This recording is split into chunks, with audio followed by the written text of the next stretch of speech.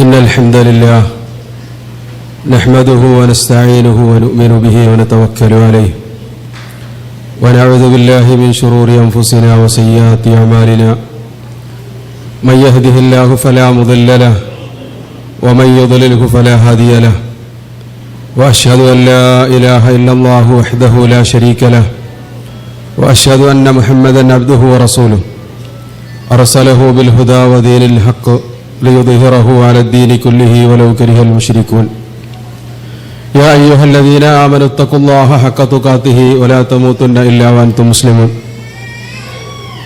ബഹുമാനരായ സഹോദരന്മാരെ, സഹോദരിമാരെ, ശ്രോതാക്കളെ, അസ്സലാമു അലൈക്കും വറഹ്മത്തുള്ളാഹി. നമ്മൾ കഴിഞ്ഞ ഏതാനും മാസങ്ങളായി സംസാരിച്ചു വരുന്നത് മഹാനായ ഉമർ ഇബ്നുൽ ഖത്താബ് റളിയല്ലാഹു അൻഹുവിൻ്റെ ചരിത്രത്തെ സംബന്ധിച്ചായിരുന്നു.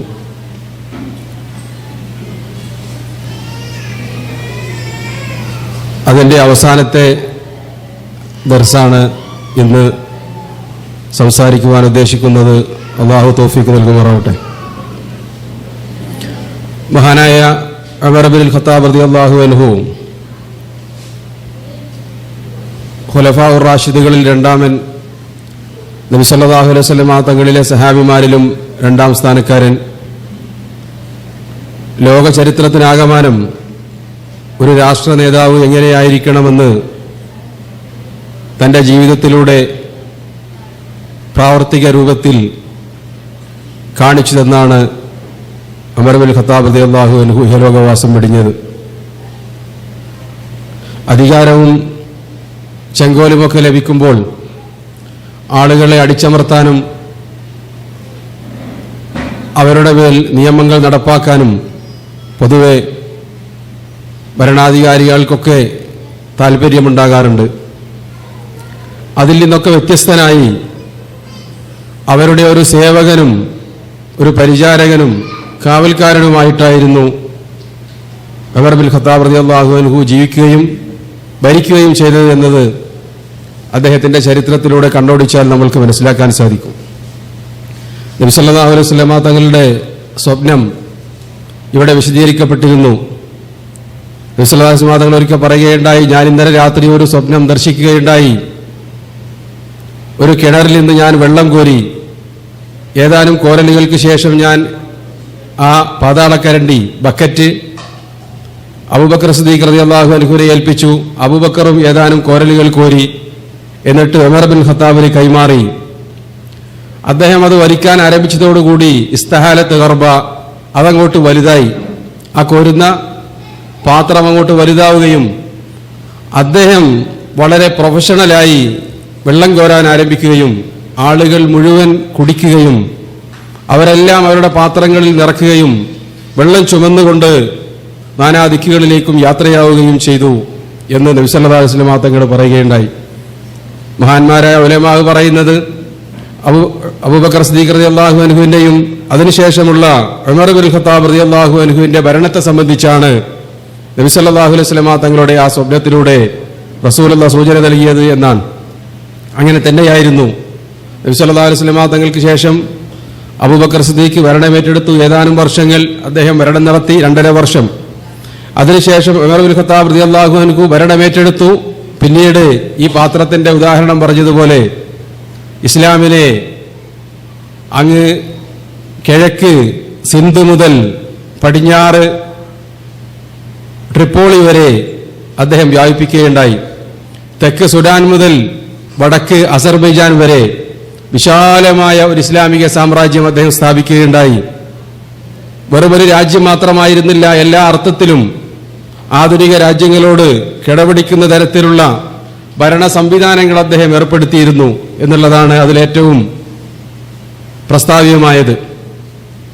ആത്മീയമായി ആളുകളെ സംസ്കരിക്കാൻ ഉതകുന്ന തരത്തിൽ അവർക്ക് വേണ്ട നേതൃത്വം നൽകാൻ പറ്റിയ ഉമറാക്കളെ ഓരോ പ്രദേശത്തേക്കും അദ്ദേഹം നിയോഗിച്ചു. അവരുടെ നാനാതരത്തിലുമുള്ള പുരോഗതികൾ അന്വേഷിക്കാൻ വേണ്ടി ഖലീഫ തന്നെ നേരിട്ട് ആ കാര്യം പലപ്പോഴും നിർവഹിക്കുകയുണ്ടായി. നിയോഗിക്കുന്ന ഭരണാധികാരികളെ, നിയോഗിക്കുന്ന അമീറുമാരെ പലപ്പോഴും വിചാരണ നടത്തി അവരുടെ കാര്യങ്ങൾ അറിയാൻ വേണ്ടി പ്രത്യേകം വിജിലൻസിനെ അദ്ദേഹം ഏർപ്പെടുത്തി. ഇതൊക്കെ അദ്ദേഹത്തിന്റെ ഭരണത്തിൽ നമ്മൾ കാണുന്നതാണ്. അതോടൊപ്പം തന്നെ കർക്കശക്കാരനും പലിശക്കാരനുമായിരുന്നുവെങ്കിലും ആളുകളോട് ഭരണം ലഭിച്ചതിന് ശേഷം ഏറ്റവും സൗമ്യമായിട്ടാണ് ഉമർ ഇബ്നുൽ ഖത്താബ് റളിയല്ലാഹു അൻഹു വർത്തിക്കുകയുണ്ടായത്. അദ്ദേഹത്തിന്റെ അടുക്കൽ ഒരു ഗ്രാമീണനായ അഅറാബി വന്നുകൊണ്ട് പറയുകയുണ്ടായി, യാ ഉമറൽ ഖൈരി ജുസീതൽ ജന്ന ഉക്സൂബു നയ്യാതി വ ഉമ്മഹുന്ന. ഇബ്നുൽ ഖത്താബ്, എനിക്കും എൻ്റെ കുട്ടികൾക്കും എൻ്റെ വീട്ടുകാരെത്തിക്കും വസ്ത്രം വേണം, ഞങ്ങൾക്ക് ഉടുക്കാനില്ല, ഞങ്ങൾക്ക് ഉണ്ണാനില്ല എന്ന് പരാതി പറയുകയുണ്ടായി. അപ്പോൾ ഉമർ ചോദിക്കുകയുണ്ടായി, എനിക്കത് തരാൻ മനസ്സില്ലെങ്കിലോ? അയാൾ കവിതയിലൂടെ തന്നെ പറഞ്ഞു, ഞാൻ പിരിഞ്ഞു പോകും. അപ്പോൾ ഉമറുൽ ഖത്താബ് വീണ്ടും ചോദിച്ചു, നീ പിരിഞ്ഞു പോയാൽ എനിക്ക് എന്ത് ഛേദമാണ്? ഉടനെ അദ്ദേഹം പറയുകയുണ്ടായി, ഫവല്ലാഹി അൻഹുന്ന ലതുസ്അലുന്ന ഹീനാ യകൂലുൽ ഉഅ്തിയാതു മിന്ന ഇമ്മാ ഇനാ നാരിൻ വ ഇമ്മാ ജന്ന. അതിനെ സംബന്ധിച്ച് നിനക്ക് നഷ്ടം വരാനുണ്ട്, നിങ്ങൾക്ക് നഷ്ടം വരാനുണ്ട്. ഖിയാമത്ത് നാളിൽ നിങ്ങൾക്ക് അല്ലാഹു നൽകിയ അനുഗ്രഹങ്ങളെ സംബന്ധിച്ച് വിചാരണ ചെയ്യപ്പെടുകയും ആ അനുഗ്രഹങ്ങൾ നിങ്ങളുടെ മുന്നിൽ വന്നു നിൽക്കുകയും അവിടെ വെച്ച് നിങ്ങളോട് ചോദ്യപ്പെടുകയും ചെയ്യുമെന്ന് പറഞ്ഞപ്പോൾ ഉമറുൽ ഖത്താബ് റളിയല്ലാഹു അൻഹു വീട്ടിലേക്ക് കയറിപ്പോയി. അവിടെ ഒന്നും അയാൾക്ക് നൽകാനില്ല. ഉടനെ അദ്ദേഹത്തിന്റെ മേൽമുണ്ടയച്ച് ആ അഅറാബിയെ പുതപ്പിച്ചു കൊടുത്തുകൊണ്ട് പറഞ്ഞു, ലിദാലിക്കൽ യൗം, അനുഗ്രഹങ്ങൾ ചോദ്യം ചെയ്യപ്പെടുന്നതിന് വേണ്ടി, പെടുന്ന ദിവസത്തിന് വേണ്ടി ഇതാ ഞാൻ എൻ്റെ ഉടുപ്പ് നിനക്ക് നൽകുന്നു എന്ന് പറഞ്ഞുകൊണ്ട് അദ്ദേഹത്തിന് സമ്മാനമായി നൽകി മടക്കിയാക്കുകയുണ്ടായി. ഇന്നത്തെ ഭരണാധികാരികളോട് ആ രൂപത്തിൽ വല്ലതും സംസാരിച്ചാൽ എന്തായിരിക്കും അവസ്ഥ എന്ന് നമ്മൾക്ക് അറിയാവുന്നതാണ്. ഏതാനും വർഷങ്ങൾക്കൊക്കെ തിരഞ്ഞെടുക്കുന്ന ജനാധിപത്യ രീതിയിലെ ഭരണാധികാരികളുടെ തന്നെ പെരുമാറ്റമൊക്കെ പലപ്പോഴും നമ്മൾ അവരിൽ നിന്നൊക്കെ അബദ്ധവശാൽ വരുന്ന പെരുമാറ്റങ്ങൾ നമ്മളൊക്കെ കാണാറുണ്ട്. ഇവിടെ ഉമർ ഇബ്നുൽ ഖത്താബ് റളിയല്ലാഹു അൻഹുവിന്റെ പെരുമാറ്റം ലോകർക്ക് മാതൃകയാണ്. മുസ്ലിങ്ങൾക്ക് മാത്രമല്ല, ഏത് സമൂഹത്തിനും മാതൃകയാക്കാവുന്നതാണ്. ഒരിക്കൽ ഉമർ ഇബ്നുൽ ഖത്താബ് റളിയല്ലാഹു അൻഹു ലോക ചരിത്രത്തിൽ ആദ്യമായി ഭരണാധികാരികൾ നേരിട്ട് പ്രജകളുടെ ക്ഷേമം അന്വേഷിക്കാൻ വേണ്ടി രാത്രിയിലുള്ള റോന്തു ചുറ്റൽ, പട്രോളിംഗ് അദ്ദേഹം നടപ്പാക്കി. സ്വയം തന്നെയാണത് ചെയ്യുന്നത്. വല്ലപ്പോഴും ഒക്കെ ഭൃത്യന്മാരെ കൂടെ കൂട്ടും. രാത്രി അദ്ദേഹം മദീനയുടെ തെരുവോരത്തിലൂടെ റോന്തു ചുറ്റാറുണ്ടായിരുന്നു. അങ്ങനെ ഒരു ദിവസം നടക്കുന്ന സമയത്ത് ഒരു കരച്ചിൽ കേൾക്കുകയാണ്. അടുത്ത് ചെന്നപ്പോൾ ഒരു സ്ത്രീ കുട്ടിയെ കരയിപ്പിക്കുന്നതായി ഉമർ ഇബ്നുൽ ഖത്താബ് റളിയല്ലാഹു അൻഹു കണ്ടു. അവരെ ശകാരിച്ചുകൊണ്ട് പറഞ്ഞു, നിങ്ങൾ എന്തിനാണ് ഈ കുട്ടിയെ ഇങ്ങനെ കരയിപ്പിക്കുന്നത്? ആ കുട്ടിയെ സമാധാനിപ്പിക്കൂ. അല്പനേരത്തെ സമാധാനിപ്പിക്കലിന് ശേഷം ഉമർ ഇബ്നുൽ ഖത്താബ് റളിയല്ലാഹു അൻഹു പിരിഞ്ഞു പോന്നു. ദൂരെ എത്തുന്നതിന് മുമ്പ് വീണ്ടും കുട്ടി കരയാൻ ആരംഭിച്ചു. അദ്ദേഹം അവരോട് തിരിച്ചു എന്ന് ചോദിച്ചു, എന്തിനാണ് നിങ്ങൾ ഈ കുട്ടിയെ ഇങ്ങനെ കരയിപ്പിക്കുന്നത്? അവരപ്പോൾ കാര്യം പറഞ്ഞു. ഉമർ ഇബ്നുൽ ഖത്താബിന്റെ നിയമം അനുസരിച്ച് മുലകൂടി മാറിയ കുട്ടികൾക്കാണ് ബൈത്തുൽ മാലിൽ നിന്ന് റേഷനുള്ളത്. ഞാൻ എൻ്റെ കുട്ടിയുടെ പാല് കുടിക്കൽ നിർത്താൻ വേണ്ടിയാണ് ഈ പ്രവൃത്തി ചെയ്യുന്നത്. കുട്ടി പാലിന് വേണ്ടി കരയുന്നതാണ്. അത് കേട്ട ഉമർ സ്തബ്ധനായി നിന്നു. അദ്ദേഹം മടങ്ങിപ്പോയി. പിറ്റേ ദിവസം കൽപ്പന പുറപ്പെടുവിച്ചു, ഇനി ഇസ്ലാമിക രാജ്യത്തെവിടെയും പിറന്നു വീണത് മുതൽ ആ കുട്ടികൾക്ക് റേഷനുണ്ട്. അവരുടെ പാല് കുടിയോ മറ്റോ ശ്രദ്ധിക്കേണ്ടതില്ല, പരിഗണിക്കേണ്ടതില്ല എന്ന് പറഞ്ഞുകൊണ്ട് അദ്ദേഹം കൽപ്പന പുറപ്പെടുവിക്കുകയാണ്. അദ്ദേഹത്തിന്റെ പ്രസിദ്ധമായ വാക്ക് നമ്മൾക്കറിയാം. യൂഫ്രട്ടീസ് നദിയുടെ തീരത്തെങ്ങാനും ഒരു ഒട്ടകം അല്ലെങ്കിൽ ഒട്ടകത്തിന്റെ കുട്ടി വഴിതെറ്റിപ്പോയാൽ ഉമറിനോട് അല്ലാഹു ചോദിക്കുമോ എന്ന ഭയം അദ്ദേഹത്തിനുണ്ടായിരുന്നു. അത് ആ ജീവിതത്തിൽ അദ്ദേഹം പാലിക്കുകയും ഭരണത്തിൽ പുലർത്തുകയും ചെയ്തു എന്നുള്ളതാണ്. അദ്ദേഹത്തിന്റെ റോന്തു ചുറ്റലിനിടയിൽ ഒരിക്കൽ ഒരു വീട്ടിൽ നിന്ന് പാതിരാവിൽ ഒരു ശബ്ദം ഇങ്ങനെ കേൾക്കുകയാണ്, ഒരു സ്ത്രീ ശബ്ദം. അദ്ദേഹം ചെവി കുറിപ്പിച്ച് ശ്രദ്ധിച്ചു നോക്കി. ഒരു സ്ത്രീയുടെ ശോക ഗാനമാണ്. അവരുടെ ഭർത്താവ് സ്ഥലത്തില്ല. ആ ഭർത്താവിനെ ഓർത്തുകൊണ്ട് വിലപിക്കുകയാണ് ആ യുവതി. ഉമർ ഇബ്നുൽ ഖത്താബ് റളിയല്ലാഹു അൻഹു അദ്ദേഹത്തിന്റെ ചെവി കൂർപ്പിച്ച് കേൾക്കുകയുണ്ടായി. എന്താണ് അവർ പറയുന്നത്? തതാവല ഹാദൽ ലൈലു വസ്വറ ജാനിബുഹു. ഈ രാത്രിയുടെ യാമങ്ങൾക്ക് എന്ത് ദൈർഘ്യമാണ്, ഇതിന്റെ രാത്രിക്ക് എത്ര ഇരുട്ടാണ് എന്ന് പറഞ്ഞുകൊണ്ട് ആ സ്ത്രീ ഇങ്ങനെ പാടിയപ്പോ ഉമർ ഇബ്നുൽ ഖത്താബ് റളിയല്ലാഹു അൻഹു കോപാകുലനായി. അദ്ദേഹം ആരാണ് മദീനയിൽ വെച്ച് ഈ രൂപത്തിലുള്ള ശൃംഗാര കവിതകൾ ചൊല്ലുന്നത് എന്നറിയാൻ വേണ്ടി അദ്ദേഹം വീണ്ടും ശ്രദ്ധിച്ചപ്പോൾ ആ സ്ത്രീ പറയുന്നത്, തുടർന്ന് അങ്ങനെ പറയുന്നത്, ഫവല്ലാഹി ലൗലല്ലാഹി ലാ റബ്ബ ഗൈറഹു ലാ ഹുരീക മിൻ ഹാദ സരീരി ജവാനിബു. അവർ പറയുന്നതിന്റെ അവസാനം, അള്ളാഹുവിനെ ഭയപ്പെടുമായിരുന്നില്ലെങ്കിൽ എനിക്ക് എൻ്റെ കൂടെ ഈ രാത്രിയുടെ അലസത മാറ്റാൻ ഒരു കൂട്ടുകാരൻ ലഭിക്കുമായിരുന്നു. പക്ഷേ അള്ളാഹുവിനെ ഭയന്നുകൊണ്ട് മാത്രമാണ് ഈ കട്ടിലുകൾ പോലും ഇപ്പോൾ വിറകൊള്ളാത്തത് എന്ന് പരിതപിക്കുകയാണ് ആ സ്ത്രീ. ഉമർ ഖത്താബ് റളിയല്ലാഹു അൻഹു ആ സ്ത്രീയെ സംബന്ധിച്ച് അന്വേഷിക്കാൻ വേണ്ടി പിറ്റേ ദിവസം ആളുകളെ വിട്ടു. അവർ വന്ന് റിപ്പോർട്ട് നൽകി, ആ സ്ത്രീയുടെ ഭർത്താവ് ഇസ്ലാമിക രാജ്യത്തിന്റെ സംരക്ഷണത്തിന് വേണ്ടി പേർഷ്യക്കാരോടോ അതല്ലെങ്കിൽ റോമക്കാരോടോ പോരാടാൻ വേണ്ടി പുറപ്പെട്ടിരിക്കുകയാണ്. ഉമർ റളിയല്ലാഹു അൻഹു കണ്ണീര് വാർക്കുകയുണ്ടായി. ഇസ്ലാമിന് വേണ്ടി പോരാടാൻ പുറപ്പെട്ടതിന്റെ പേരിൽ മുജാഹിദുകളുടെ ഭാര്യമാർ അനുഭവിക്കുന്ന പ്രയാസം മനസ്സിലാക്കുകയും അദ്ദേഹം ഇസ്ലാമിക പ്രവിശ്യകളിലേക്ക് ഉടൻ കൽപ്പന എത്തിക്കുകയും ചെയ്തു. ഒരു മുജാഹിദും ഒരു പടയാളിയും 4 മാസത്തിൽ കൂടുതൽ അവരുടെ ആ യുദ്ധമുഖത്ത് കഴിഞ്ഞുകൂടാൻ പാടില്ല. അതിന് കാരണമായി ഹദീസ് ഗ്രന്ഥങ്ങളിൽ റിപ്പോർട്ട് ചെയ്യപ്പെട്ടിട്ടുള്ളത്, ഈ വാർത്ത അറിഞ്ഞ ഉടനെ അദ്ദേഹം ഹഫ്സ റളിയല്ലാഹു അൻഹയെ സമീപിച്ച് ചോദിക്കുകയുണ്ടായി, ഹഫ്സ, ഒരു ഭർത്താവിനെ പിരിഞ്ഞുകൊണ്ടൊരു സ്ത്രീക്ക് എത്ര കാലമാണ് കഴിച്ചു കൂട്ടാൻ പറ്റുക? അവർ ചോദിക്കുകയുണ്ടായി, എന്താണ് പൊന്നുപ്പ നിങ്ങൾ എന്നോട് ചോദിക്കുന്നത്? ഉമറിന്റെ പ്രതികരണം, സത്യത്തിന്റെ വിഷയത്തിൽ ലജ്ജയില്ല മകളെ. എന്താണ് ഒരു സ്ത്രീക്ക് ഒരു പുരുഷനെ പിരിഞ്ഞ് കഴിച്ചുകൂടാനുള്ള കാലാവധി? ഉടനെ അവർ നാണം കൊണ്ട് ചില റിപ്പോർട്ടുകളിൽ പറയുന്നത്, മറുപടി പറയാതെ കൈകൊണ്ട് ആംഗ്യം കാണിച്ചു അത്രേ. അള്ളാഹു ഖുർആനിൽ പറഞ്ഞ കാലഘട്ടം 4 മാസമെന്ന്. അതിനുശേഷമാണ് ഉമർ ഇബ്നുൽ ഖത്താബ് റളിയല്ലാഹു അൻഹു നേരത്തെ പറഞ്ഞ രൂപത്തിൽ ആ കൽപ്പന പുറപ്പെടുവിച്ചത്. ഇസ്ലാമിനു വേണ്ടി പോരാടുന്ന പടയാളികളുടെ കാര്യത്തിൽ അദ്ദേഹം താല്പര്യം പുലർത്തി. അവരുടെ വീടുകളിൽ ചെന്ന് അന്വേഷിക്കുമായിരുന്നു, നിങ്ങൾക്ക് എന്തെങ്കിലും സാധനങ്ങൾ മേടിക്കേണ്ടതുണ്ടോ എങ്കിൽ നിങ്ങളുടെ ഭൃത്യന്മാരെ എന്റെ കൂടെ പറഞ്ഞയക്കുക. അങ്ങാടിയിൽ ഒരുപക്ഷെ പരിചയമില്ലാത്ത ആളുകൾ ചെന്നാൽ അവരെ കച്ചവടക്കാർ വഞ്ചിച്ചേക്കാം.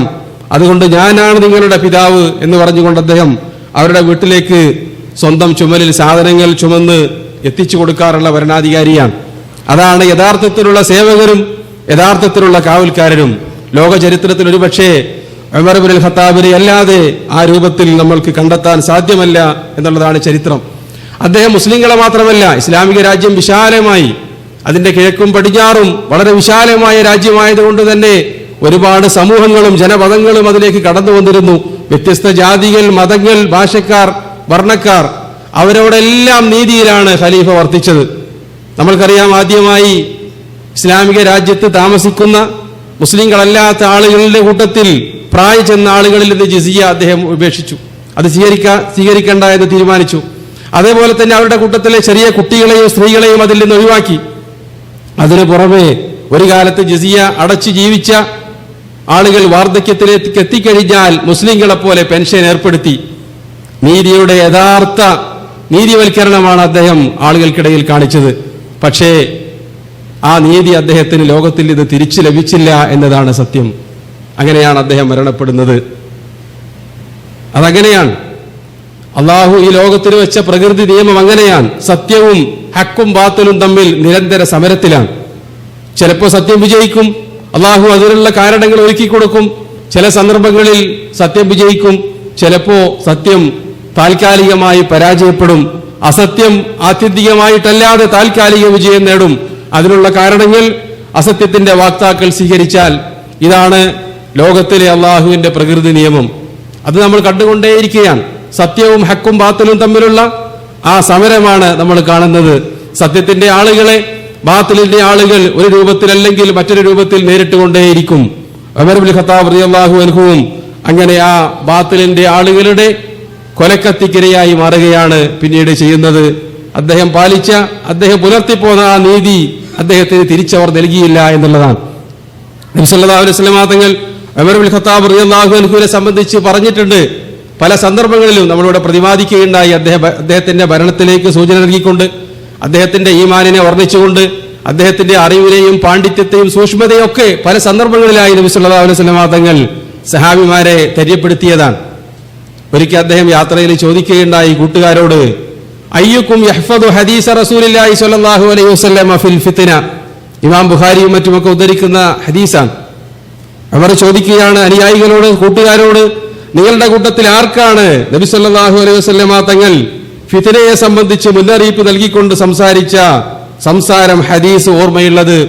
ഉടനെ ഹുദൈഫത്ത് ഇബ്നുൽ യമാൻ റളിയല്ലാഹു അൻഹു പറയുകയുണ്ടായി, അത്തരം വിഷയങ്ങൾ കാര്യമായി ശ്രദ്ധിക്കുകയും മനഃപ്പാടമാക്കുകയും ചെയ്യാറുള്ള ഹുദൈഫ പറയുകയുണ്ടായി, എനിക്കത് മനഃപ്പാടമുണ്ട്. അപ്പോ ഉമറിന്റെ മറുപടി, ഇന്നക ലജരി, അങ്ങനെ ഞാൻ മനഃപ്പാടമാക്കി ഹൃദ്യസ്ഥമാക്കി എന്നൊക്കെ പറയാൻ നിങ്ങൾ വല്ലാത്ത തന്റേടിയാണല്ലോ. അദ്ദേഹം പറഞ്ഞു, ഞാൻ മനഃപ്പാടമാക്കിയിട്ടുണ്ട്. ഫിത്നത്തുർ റജുലി യുകഫിറുഹാ അസ്സലാത്തു വസ്സിയാമു വസ്സദഖത്തു. ഓരോ വ്യക്തികളുടെയും മനുഷ്യരുടെയും വിശ്വാസികളുടെയും ഫിത്ന, അവന്റെ പരീക്ഷണങ്ങൾ അവന്റെ കുടുംബത്തിലും അവന്റെ സ്വത്തിലുമൊക്കെയാണ്. ഫി അഹ്ലിഹി വമാലിഹി. ആ പരീക്ഷണങ്ങൾക്കുള്ള കഫാറത്തുകളാണ്, പരിഹാരങ്ങളാണ് അവന്റെ 5 നേരത്തിലുള്ള നമസ്കാരം, അതേപോലെ അവന്റെ സദക്കകൾ, അവന്റെ സക്കാത്തുകൾ, അവന്റെ ഹജ്ജും ഉംറയും മറ്റു കർമ്മങ്ങളുമൊക്കെ. ഉടനെ ഉമറിന്റെ പ്രതികരണം, ലൈസ അൻ ഹാദാ അസ്അൽ. ഈ ഫിത്നയെ സംബന്ധിച്ചല്ല ഞാൻ ചോദിക്കുന്നത്. ഞാൻ ചോദിക്കുന്നത് അൽ ഫിത്നത്തല്ലതി തമൂജു കൽ ബിഹാർ. സമുദ്രത്തിലെ തിരമാലകൾ കണക്കെ ഇസ്ലാമിക സമൂഹത്തെ ആപാത ചൂടും ചലിപ്പിച്ചു കളയുന്ന, മൂടിക്കളയുന്ന മഹായുഗത്തിനെ സംബന്ധിച്ചാണ് ഞാൻ ചോദിക്കുന്നത്.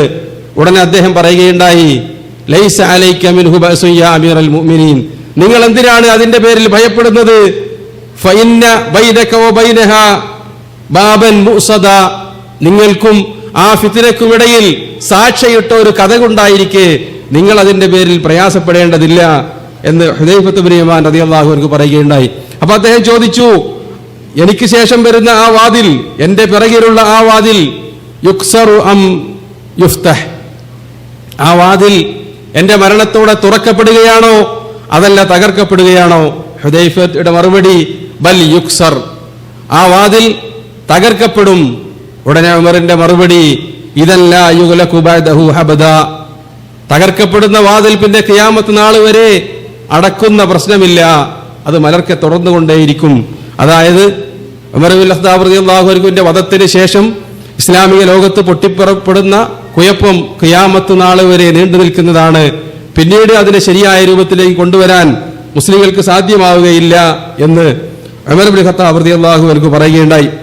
ഹദീസ് ധരിക്കുന്ന റാവിമാരെ ചോദിക്കുകയാണ് ഹുദൈഫയോട്, ഉമറിന് അറിയാമായിരുന്നോ യഥാർത്ഥത്തിൽ ഈ ഫിത്നയെ സംബന്ധിച്ചും അദ്ദേഹം അതിന്റെ മുമ്പിലുള്ള ഒരു വാതിലാണെന്ന കാര്യമൊക്കെ ഉമറിന് അറിയാമായിരുന്നോ? ഉടനെ ഹുദൈഫ പറയുകയുണ്ടായി, അതല്ലെങ്കിൽ മറ്റു റാവിമാര് പറയുകയുണ്ടായി, അതെ, രാവും പകലും പോലെ, ഇന്നലെയും നാളെയും പോലെ ഉമറിന് അറിയാമായിരുന്നു.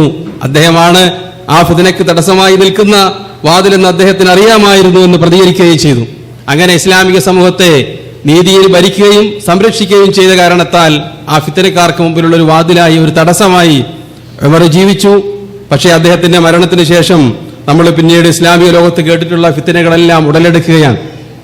അത് ആരംഭിക്കുന്നത് അദ്ദേഹത്തിന്റെ വധത്തോടു കൂടിയാണ്. ഉമർ ഇബ്നു ഖത്താബ് റളിയല്ലാഹു അൻഹു ഹിജ്റയുടെ 23-ാം വർഷം അദ്ദേഹത്തിന്റെ അവസാനത്തെ ഹജ്ജിനു വേണ്ടി പുറപ്പെട്ടു. അറഫയിൽ നിൽക്കുന്ന സമയത്ത്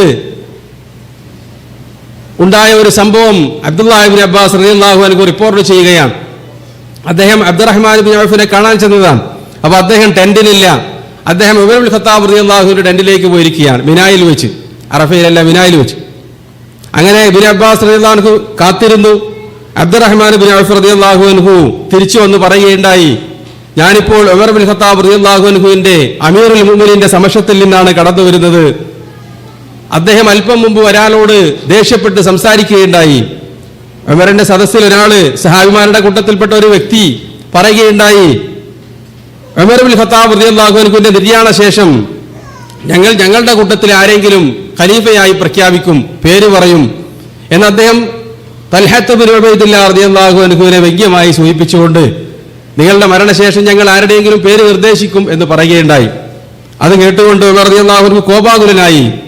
അദ്ദേഹം പറയുകയുണ്ടായി, മുസ്ലിങ്ങളുടെ അവകാശം തട്ടിയെടുക്കുന്ന അക്രമികളായ ആളുകളിൽപ്പെട്ടവരാണ് നിങ്ങൾ. അങ്ങനെ താല്പര്യമുള്ള വ്യക്തികളിൽ നിങ്ങൾ പെടുമോ എന്ന് ഞാൻ ഭയപ്പെടുകയുണ്ടായി എന്ന് പറഞ്ഞുകൊണ്ട് അദ്ദേഹത്തിനെ ശകാരിക്കുകയും, ഞാൻ ഇന്ന് വൈകിട്ട് മിനായിൽ വെച്ച് എന്താണ് ഭരണം, എങ്ങനെയാണ് ഖിലാഫത്ത്, എങ്ങനെയാണ് ഖലീഫയെ തെരഞ്ഞെടുക്കേണ്ടത് എന്നൊക്കെ വിശദീകരിച്ചുകൊണ്ട് പ്രസംഗിക്കാൻ പോവുകയാണ് എന്ന് പറയുകയുണ്ടായി. ഈ തൽഹത്ത് ബിൻ ഉബൈദില്ല അല്ലെങ്കിൽ മറ്റേതെങ്കിലും സഹാബിയുടെ പേര് ഞങ്ങൾ നിർദ്ദേശിക്കുമെന്ന് പറഞ്ഞ വ്യക്തി അതിന്റെ കൂട്ടത്തിൽ പറഞ്ഞത്, അങ്ങനെയായിരുന്നല്ലോ അബൂബക്കർ സിദ്ദീഖ് റളിയല്ലാഹു അൻഹുവിനെ ബൈഅത്ത് ചെയ്തത്, നിങ്ങൾ അബൂബക്കറിന്റെ പേര് വിളിച്ചു പറഞ്ഞു, അപ്പൊ എല്ലാവരും ബൈഅത്ത് ചെയ്തു, അങ്ങനെ ഞങ്ങൾ ഒരാളുടെ പേര് വിളിച്ചു പറയും, അവർക്കെല്ലാവരും ബൈഅത്ത് ചെയ്യും, ഇങ്ങനെയാണ് ഞങ്ങൾ ഉദ്ദേശിക്കുന്നത് എന്ന് ആലോചിക്കാതെയാണ് ആ വ്യക്തി പറഞ്ഞത്. അതിനെയാണ് ഉമർ റളിയല്ലാഹു അൻഹു വിമർശിച്ചത്. അത് കേട്ടപ്പോൾ അബ്ദുറഹ്മാൻ ബിൻ ഔഫ് പറയുകയുണ്ടായി, അമീറുൽ മുഅ്മിനീൻ, നിങ്ങൾ ബിനായിൽ വെച്ച് അത്തരം കാര്യം സംസാരിക്കാൻ പാടില്ല. ഹജ്ജിന് വന്ന ഇസ്ലാമിക രാജ്യത്തിൽ നിന്ന്, ഇസ്ലാമിക നാടുകളിൽ നിന്ന് വന്ന ഒരുപാട് ആളുകൾ ഇവിടെ തിങ്ങി നിറഞ്ഞിട്ടുണ്ട്. അവരുടെ കൂട്ടത്തിൽ നിങ്ങളുടെ ചുറ്റുവട്ടത്തും ഇങ്ങനെയുള്ള സദസ്സുകളിൽ ഉണ്ടാകുക ഗൗആഉന്നാസി ഔ റുആഉഹും, ജനങ്ങളുടെ കൂട്ടത്തിൽ ഏറ്റവും താഴ്ന്ന ആളുകളായിരിക്കും പൊതുവെ അത്തരം വേദികളിലൊക്കെ ഭരണാധികാരികളെ കാണാൻ വേണ്ടിയും അമീറുൽ മുഅ്മിനീനോട് സലാം പറയാനൊക്കെ തിക്കിത്തിരക്കുക. നിങ്ങൾ ഇങ്ങനെയുള്ള പ്രഭാഷണം അവരോട് നടത്തിക്കഴിഞ്ഞാൽ അവരത് ശരിയായ രൂപത്തിൽ ഗ്രഹിക്കുകയില്ല. അവർ പലതും നിങ്ങളെ സംബന്ധിച്ച് പ്രചരിപ്പിക്കും. അതുകൊണ്ട് ഇങ്ങനെ വല്ല കാര്യവും നിങ്ങൾ പറയുന്നുവെങ്കിൽ നിങ്ങളത് മദീനയിലേക്ക് മടങ്ങിച്ചെന്നതിന് ശേഷം അവിടെയാണ് കാര്യങ്ങൾ ഗ്രഹിക്കാൻ പറ്റിയ, ഇസ്ലാമിനെ സംബന്ധിച്ച് ഗ്രഹിച്ച സഹാബിമാരുള്ളത്, അനുയായികളുള്ളത്, അവിടെ വെച്ച് മാത്രമേ നിങ്ങൾ ആ കാര്യം പറയാൻ പാടുള്ളൂ എന്ന് പറഞ്ഞപ്പോൾ അമീറുൽ മുഅ്മിനീൻ ക്ഷമിക്കുകയും അദ്ദേഹം ആ കാര്യം മദീനയിലേക്ക് ബന്ധിപ്പിക്കുകയും ചെയ്തു. ഹജ്ജിന് ശേഷം അദ്ദേഹം വരികയാണ്.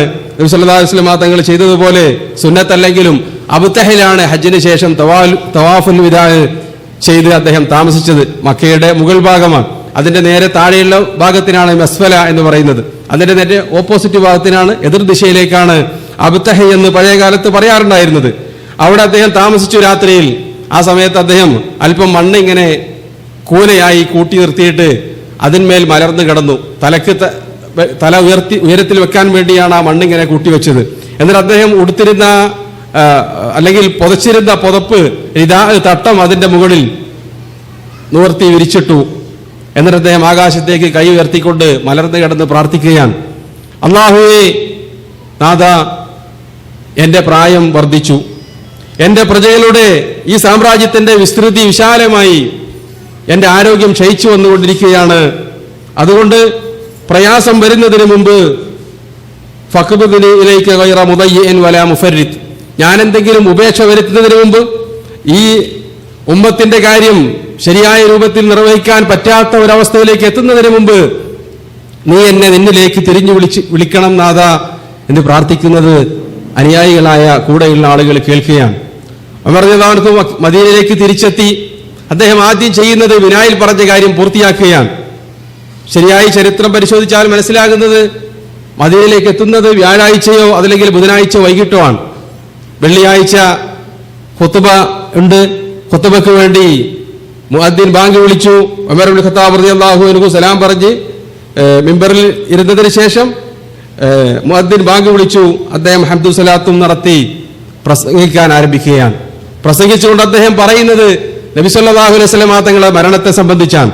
അതിനുശേഷം നടന്ന കാര്യങ്ങൾ എങ്ങനെയായിരുന്നു, അബൂബക്കർ സിദ്ദീഖ് റളിയല്ലാഹു അൻഹുവിനെ ഖലീഫയായി തെരഞ്ഞെടുത്ത് എന്ന് തുടങ്ങിയ കാര്യങ്ങളൊക്കെ വിശദീകരിച്ചുകൊണ്ട് അദ്ദേഹം പറയുകയുണ്ടായി, നിങ്ങളുടെ കൂട്ടത്തിൽ ഞാൻ ഈ നടത്തിയ പ്രസംഗം ഞാൻ ഉമറിൽ നിന്ന് കേട്ടു എന്ന് പറയാൻ നന്നായി മനഃപ്പാടമാക്കിയ ആളുകൾ മാത്രമേ പറയാവൂ. ഞാൻ ഈ നടത്തുന്ന പ്രഭാഷണം മനസ്സിലാകാത്ത ഒരാളും ശരിയായി മനഃപ്പാടമാക്കാത്ത ഒരാളും ഉമറിന്റെ പ്രഭാഷണം കേട്ടു എന്ന് പറഞ്ഞുകൊണ്ട് റിപ്പോർട്ട് ചെയ്യാൻ പാടില്ല എന്ന് പറഞ്ഞുകൊണ്ട് ശക്തമായാണ് അദ്ദേഹം പ്രഭാഷണം നടത്തിയത്. എന്നിട്ട് പറയുകയുണ്ടായി, അള്ളാഹു അവന്റെ കിതാബിൽ അവതരിപ്പിച്ചതായിരുന്നു വിവാഹശേഷം പുരുഷനോ സ്ത്രീയോ വ്യഭിചരിച്ചാൽ അവരെ എറിഞ്ഞു കൊല്ലണമെന്ന ഖുർആനിലുള്ള വചനം. അത് അള്ളാഹു അവതരിപ്പിച്ചതായിരുന്നു. അത് അള്ളാഹു നസ്ഖ് ചെയ്തിട്ടുണ്ട്. ഇനി ഒരുപാട് കാലം കഴിഞ്ഞാൽ ആളുകൾ പറഞ്ഞേക്കാം ഖുർആനിൽ അങ്ങനെ ഒരു നിയമമില്ല, അതുകൊണ്ട് നടപ്പാക്കേണ്ടതില്ല എന്ന് ആളുകൾ പറയുമോ എന്ന് ഞാൻ ഭയപ്പെടുന്നു എന്ന് അദ്ദേഹം പറയുകയുണ്ടായി. അതേപോലെ നബി സല്ലല്ലാഹു അലൈഹി വസല്ലം തങ്ങൾ പറയുന്നതായി ഞാൻ കേട്ടു, ലാ തത്റൂനി കമാ തറത്തിൻ നസാറ ഈസാ ഇബ്നു മറിയം, ഈസാ നബി അലൈഹിസ്സലാമിനെ, മറിയമിന്റെ പുത്രൻ ഈസാ നബി അലൈഹിസ്സലാമിനെ അള്ളാഹുവിന്റെ പുത്രനായി വാഴ്ത്തുന്ന ക്രിസ്ത്യാനികൾ ആ രൂപത്തിൽ നിങ്ങൾ എന്നെ വാഴ്ത്തരുതേ എന്ന് നബി സല്ലല്ലാഹു അലൈഹി വസല്ലം തങ്ങൾ പറഞ്ഞിട്ടുണ്ട്. എന്നിത്യാദി കാര്യങ്ങളൊക്കെ പ്രധാനപ്പെട്ട പല വിഷയങ്ങളും പറഞ്ഞുകൊണ്ട് അദ്ദേഹം പറയുകയുണ്ടായി, സുമ്മ ഇന്നഹു ബലഗനി അന്ന കായിലം മിൻകും യഖൂൽ, നിങ്ങളുടെ കൂട്ടത്തിൽ ചില ആളുകളൊക്കെ പറഞ്ഞു വരുന്നതായി എന്റെ കാതുകളിൽ എത്തിയിട്ടുണ്ട്. അബൂബക്കർ സിദ്ദീഖ് റളിയല്ലാഹു അൻഹുവിനെ ബയ്യത്ത് ചെയ്തത് മുസ്ലിങ്ങളോട് കൂടിയാലോചിക്കാതെ ഉമർ ഒരു പേരങ്ങോട്ട് വിളിച്ചു പറഞ്ഞതായിരുന്നു എന്ന് ചില ആളുകൾ പറയുന്നതായി എന്റെ കാതുകളിൽ എത്തിയിട്ടുണ്ട്. യഥാർത്ഥത്തിൽ അങ്ങനെ വാദിക്കുന്ന ആളുകളോട് നബി സല്ലല്ലാഹു അലൈഹി വസല്ലം തങ്ങളുടെ കാലഘട്ടത്തിൽ മുസ്ലിം ആകാൻ വേണ്ടി ഞങ്ങളൊക്കെ യുദ്ധം ചെയ്തിട്ടുണ്ട്. അങ്ങനെയുള്ള ഇസ്ലാമിനെ സംബന്ധിച്ച് വളരെ വൈകി മാത്രം മുസ്ലിമായ ഇസ്ലാമിനെ സംബന്ധിച്ച് മനസ്സിലാക്കാത്ത ആളുകളാണ് ആ രൂപത്തിൽ പറയുക എന്ന് ഉമർ റളിയല്ലാഹു അൻഹു പറയുകയും അദ്ദേഹം ആ ബയ്യത്ത് ചെയ്ത രീതി വിശദീകരിക്കുകയും ചെയ്യുകയുണ്ടായി. എന്നിട്ട് അദ്ദേഹം പറയുകയുണ്ടായി, സഹോദരങ്ങളെ, ഞാൻ ഇന്നലെ രാത്രി ഒരു സ്വപ്നം കാണുകയുണ്ടായി. ഒരു ചുവന്ന കോഴി എന്റെ ശരീരത്തിൽ ഇങ്ങനെ 2-3 പ്രാവശ്യം കൊത്തുന്നത്. ഞാൻ മനസ്സിലാക്കുന്നത് എന്റെ മരണം അടുത്തിട്ടുണ്ട് എന്നാണ്.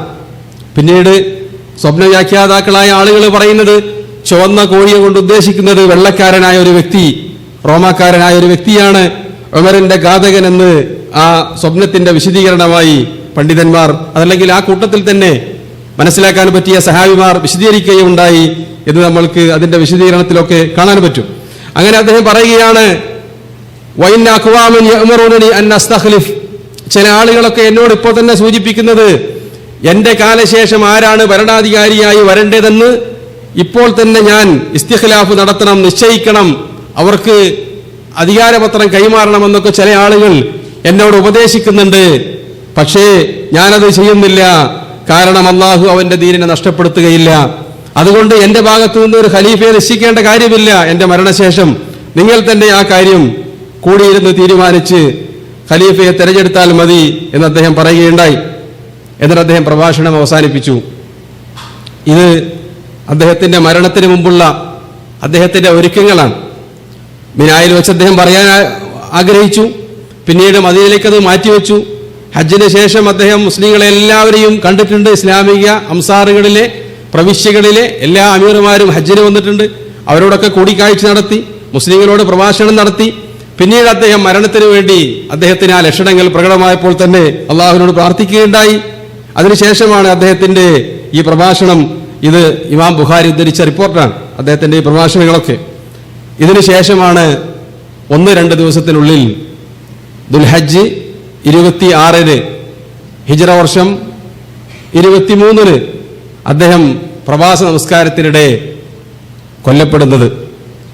അതിന്റെ കാരണക്കാരനായ വ്യക്തിയെ സംബന്ധിച്ച് വളരെ സ്വഹീഹായ റിപ്പോർട്ടുകളിൽ തന്നെ നമുക്ക് കാണാൻ പറ്റും. ഉമർ റളിയല്ലാഹു അൻഹു അദ്ദേഹത്തിന്റെ ദീർഘവീക്ഷണങ്ങളിൽപ്പെട്ടതായിരുന്നു ഇസ്ലാമിക ഖിലാഫത്ത് എങ്ങനെയായിരിക്കണം, ഭരണം എങ്ങനെയായിരിക്കണം, അതിന്റെ തലസ്ഥാനം എങ്ങനെയായിരിക്കണം, മദീനയിലും മക്കയിലൊക്കെ ആളുകളുടെ ജീവിത രീതി എങ്ങനെയായിരിക്കണമെന്നൊക്കെ അദ്ദേഹം കണിശമായി തന്നെ സഹാബിമാരെ പഠിപ്പിക്കാറുണ്ടായിരുന്നു. മദീനയ്ക്ക് പുറത്തുള്ള ആളുകളോട് അദ്ദേഹം കത്തിലൂടെ, എഴുത്തുകളിലൂടെ അവരെ ബോധ്യപ്പെടുത്താറുമുണ്ടായിരുന്നു. അതിലേറ്റവും പ്രധാനപ്പെട്ടതായി അദ്ദേഹം കണ്ടിരുന്നത് ഒരു സമൂഹത്തിന്റെ, ഒരു ഉമ്മത്തിന്റെ നിലനിൽപ്പിന്റെ ഏറ്റവും പ്രധാനപ്പെട്ടതാണ് അവരുടെ ആദർശപരമായ വ്യതിരക്തത, അതേപോലെ തന്നെ അവരുടെ സാംസ്കാരികമായ വ്യതിരക്തത. അതുകൊണ്ട് തന്നെ അദ്ദേഹം പല പ്രദേശങ്ങളിലേക്കും എഴുതിയതായി സഹിയായ റിപ്പോർട്ടുകളിൽ കാണാൻ പറ്റും. അദ്ദേഹം പറയാറുണ്ടായിരുന്നു, ഇയ്യാക്കും വസയ്യൽ ആജിം, ഇയ്യാക്കും വത്തനഉം, നിങ്ങൾ ഓരോ പ്രദേശങ്ങളിലെ ജയിച്ചടക്കി അവിടെയൊക്കെ താമസിക്കാൻ തുടങ്ങിയാൽ അവിടെയൊക്കെയുള്ള ആളുകളുടെ ആർഭാടം ഒരുപക്ഷെ മുസ്ലിങ്ങളെ സ്വാധീനിച്ചേക്കാം. നിങ്ങൾ ആ രൂപത്തിൽ ആർഭാടരായി മാറാൻ പാടില്ല. മക്കയിലും മദീനയുടെയും അപ്പുറത്ത്, ഹിജാസിനപ്പുറത്തുള്ള ആളുകൾ ആ കാലഘട്ടത്തിൽ ജീവിച്ചിരുന്നത് നിങ്ങൾ കാണുന്നുണ്ട്. ആ രൂപത്തിൽ നിങ്ങൾ ദുനിയാവിന്റെ കാര്യത്തിൽ മത്സരിക്കുകയും ആർഭാടവും സുഖലോലുപതയുമായി കഴിഞ്ഞുകൂടാൻ പാടില്ല എന്ന് അദ്ദേഹം പ്രത്യേകം കത്തെഴുതി ഉണർത്താറുണ്ടായിരുന്നു. അതേപോലെ തന്നെ ഇയ്യാക്കും വസയ്യിൽ ആജിം, നിങ്ങൾ മുസ്ലിങ്ങളല്ലാത്ത ആളുകൾക്ക് പ്രത്യേകമായ വേഷഭൂഷാദികൾ സ്വീകരിക്കാൻ പാടില്ല. അതേപോലെ തന്നെ അവർക്ക് പ്രത്യേകമായ അവരുടെ ഉത്സവങ്ങളിലും ആഘോഷങ്ങളിലും നിങ്ങൾ പങ്കെടുക്കാൻ പാടില്ല എന്നൊക്കെ അദ്ദേഹം പലപ്പോഴും മുസ്ലിങ്ങളുടെ വിദൂര പ്രദേശങ്ങളിലുള്ള മുസ്ലിങ്ങൾക്ക് കത്തെഴുതി അറിയിക്കാറുണ്ടായിരുന്നു എന്ന് ചരിത്രത്തിൽ കാണാൻ പറ്റും.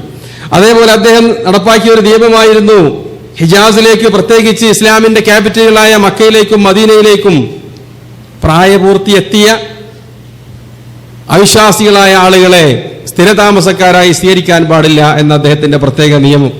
നബി സല്ലല്ലാഹു അലൈഹി വസല്ലം തങ്ങൾ മരണത്തിന് മുമ്പ് തന്നെ വസിയത്ത് ചെയ്ത കാര്യമായിരുന്നു യഥാർത്ഥത്തിൽ അത്. അഖ്രിജുൽ യഹൂദ വൻ നസാറ മിൻ ജസീറത്തിൽ അറബ്.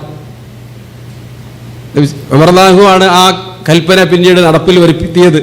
നിങ്ങൾ ക്രൈസ്തവരെയും യഹൂദന്മാരെയും അറേബ്യയിൽ നിന്ന് പുറത്തേക്ക് മാറ്റണം. അവർക്ക് സ്ഥിരതാമസം നിങ്ങൾ നൽകാൻ പാടില്ല. അവർക്ക് ജോലിക്ക് വരാം, സന്ദർശനത്തിന് വരാം, അതിനുശേഷം അല്ലെങ്കിൽ നയതന്ത്ര കാര്യങ്ങൾക്ക് വരാം, അതിനുശേഷം അവർ മടങ്ങിപ്പോയിക്കൊള്ളണം. ഇവിടെ സ്വദേശികളായി അവർ താമസിക്കുന്ന ഒരവസ്ഥ ഉണ്ടാവാൻ പാടില്ല. അങ്ങനെ ഉണ്ടായിത്തീർന്നാൽ അവരുടെ കൂട്ടത്തിൽ ഇസ്ലാമിനെ നശിപ്പിക്കാനുള്ള ആളുകൾ ഉണ്ടായിരിക്കും. എല്ലാവരും അങ്ങനെ ആയിക്കൊള്ളുന്നില്ല. അവർ നുഴഞ്ഞു കയറുകയും ഇസ്ലാമിക സമൂഹത്തിന് അവർ തുരങ്കം വെക്കുകയും ചെയ്യുമെന്ന് നബി സല്ലല്ലാഹു അലൈഹി വസല്ലം തങ്ങൾ തന്നെ ഉണർത്തിയതാണ്. അത് അദ്ദേഹം നടപ്പാക്കിയിരുന്നു.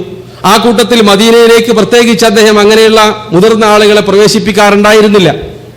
അങ്ങനെ ഇരിക്കെ നഹാവന്ത് യുദ്ധത്തിൽ ഹിജറ 21 നഹാവന്തിൽ വെച്ച്, ഇന്ന് ആ പ്രദേശം അറിയപ്പെടുന്നത് ഇറാനിലെ കാശാൻ എന്ന സ്ഥലമാണ്. ആ സ്ഥലത്തിന്റെ ആധുനിക നാമം അതാണ്.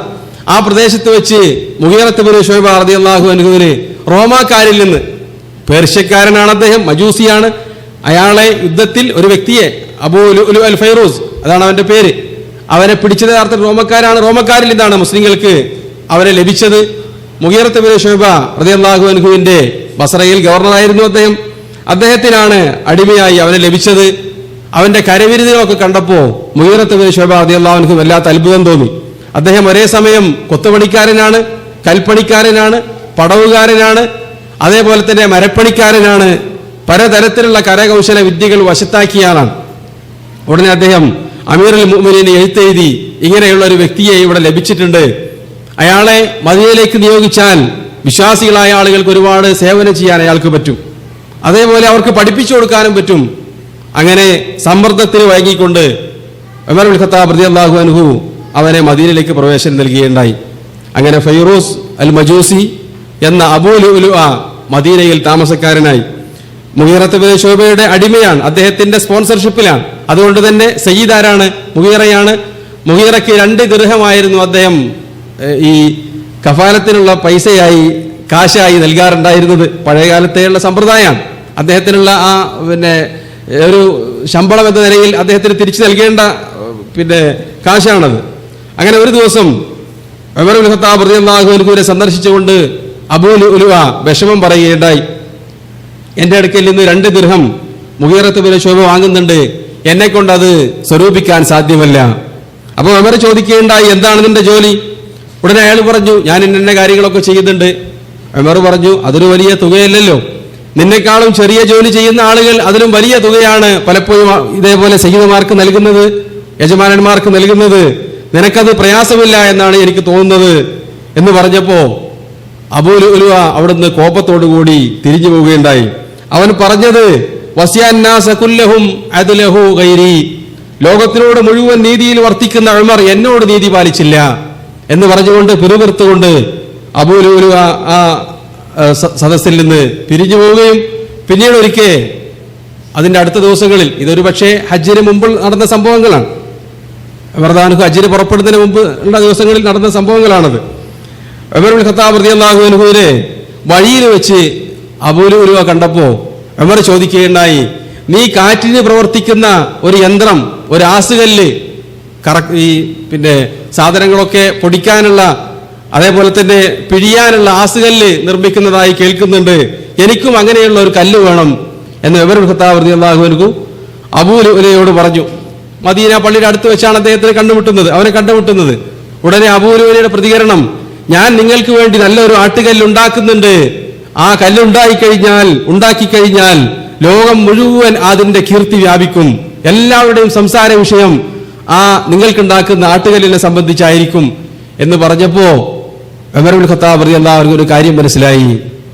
അദ്ദേഹം ഉടനെ പള്ളിയുടെ അടുത്തെത്തിയപ്പോൾ അവിടെ തന്നെ കണ്ട സഹായിമാരോട് പറഞ്ഞു, ഹദ്ദദനി ഗുലാമുൽ മുഗീറ ആനിഫൻ, എന്റെ തൊട്ടപ്പുറത്ത് മുഗീറയുടെ അടിമയുണ്ടായിരുന്നു അബൂ ലുഅ്ലു, അവരെന്നെ കൊല്ലുമെന്ന് ഭീഷണിപ്പെടുത്തി. അപ്പൊ സഹായിമാർ ചോദിച്ചു, എന്താണ് പറഞ്ഞത്? ഉമർ ഈ കാര്യം പറഞ്ഞു.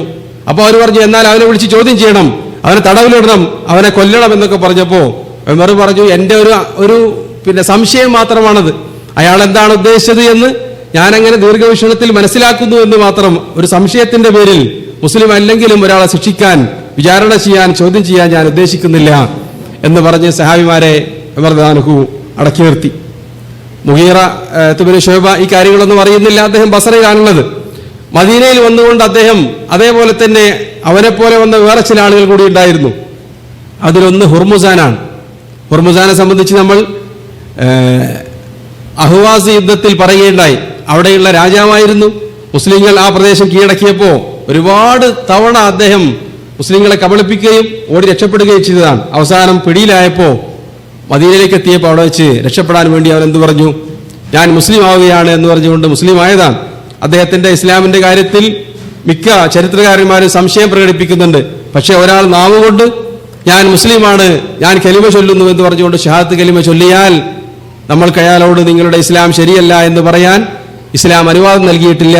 അങ്ങനെ അയാളുടെ ഇസ്ലാം അവർ സ്വീകരിക്കുകയും മദീനയിൽ താമസിക്കുകയും ചെയ്യുകയാണ്. അവിടെ ഉണ്ടായിരുന്ന പേർഷ്യക്കാരുടെ ഒരു രാജാവാണ് ആര്? ഹുർമുസാൻ. അവനവിടെയുണ്ട്. ഇവരൊക്കെ തമ്മിൽ പരസ്പരം ഒരു ലിങ്ക്, ഒരു കണക്ഷൻ, ഒരു ബന്ധം അവിടെ ഉണ്ടായിരുന്നു എന്ന് ഉമർ റളിയല്ലാഹു അൻഹുവിന്റെ ഷഹാദത്തിന് ശേഷമാണ് സഹാബികൾ അറിയുന്നത്. അബൂ ലുഅ്ലുഅ തന്നെ മദീനയിലൂടെയൊക്കെ തെരുവുകളിൽ നടക്കുമ്പോൾ പലപ്പോഴും അടിമകളായി കൊണ്ടുവരപ്പെടുന്ന ആളുകളുടെ തലയിൽ, കുട്ടികളുടെ തലയിൽ ഇങ്ങനെ കൈവച്ചുകൊണ്ട് കണ്ണീര് വാർത്തുകൊണ്ട് പലപ്പോഴും പറയും, ഉമറിന്റെ കരളിന്റെ കഷ്ണങ്ങളെയാണ് ഈ പിടിച്ചു കൊണ്ടുവന്നിട്ടുള്ളത്, എന്റെ കരളിനാണ് ഉമർ കടിച്ചിട്ടുള്ളത് എന്നൊക്കെ പറഞ്ഞുകൊണ്ട് ഈ കുട്ടികളോട് അവൻ പറയാറുണ്ടായിരുന്നു. പക്ഷെ ആരുടെയും കാര്യമായ ശ്രദ്ധയിൽ അത് പതിഞ്ഞില്ല. ഒരു ദിവസം ഉമർ റളിയല്ലാഹുവിനെ വധിക്കുന്നതിന്റെ തലേ ദിവസം രാത്രി അബ്ദുറഹ്മാൻ ബിൻ അബീ ബക്കർ റളിയല്ലാഹു അൻഹു അദ്ദേഹം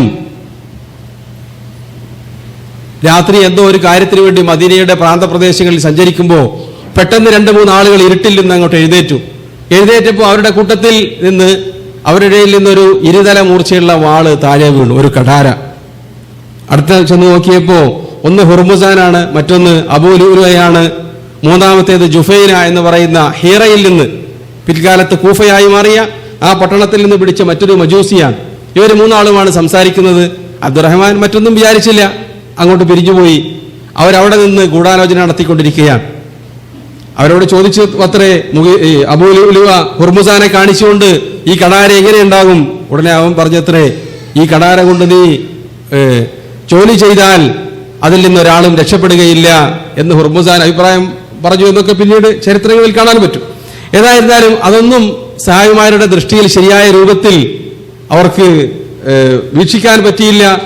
പിറ്റേ ദിവസം രാവിലെ, അതായത് ദുൽഹജ്ജ് 26 പ്രഭാത നമസ്കാരത്തിന് വേണ്ടി ഉമർ റളിയല്ലാഹു അൻഹു മദീന പള്ളിയിലേക്ക് എത്തിച്ചേർന്നു.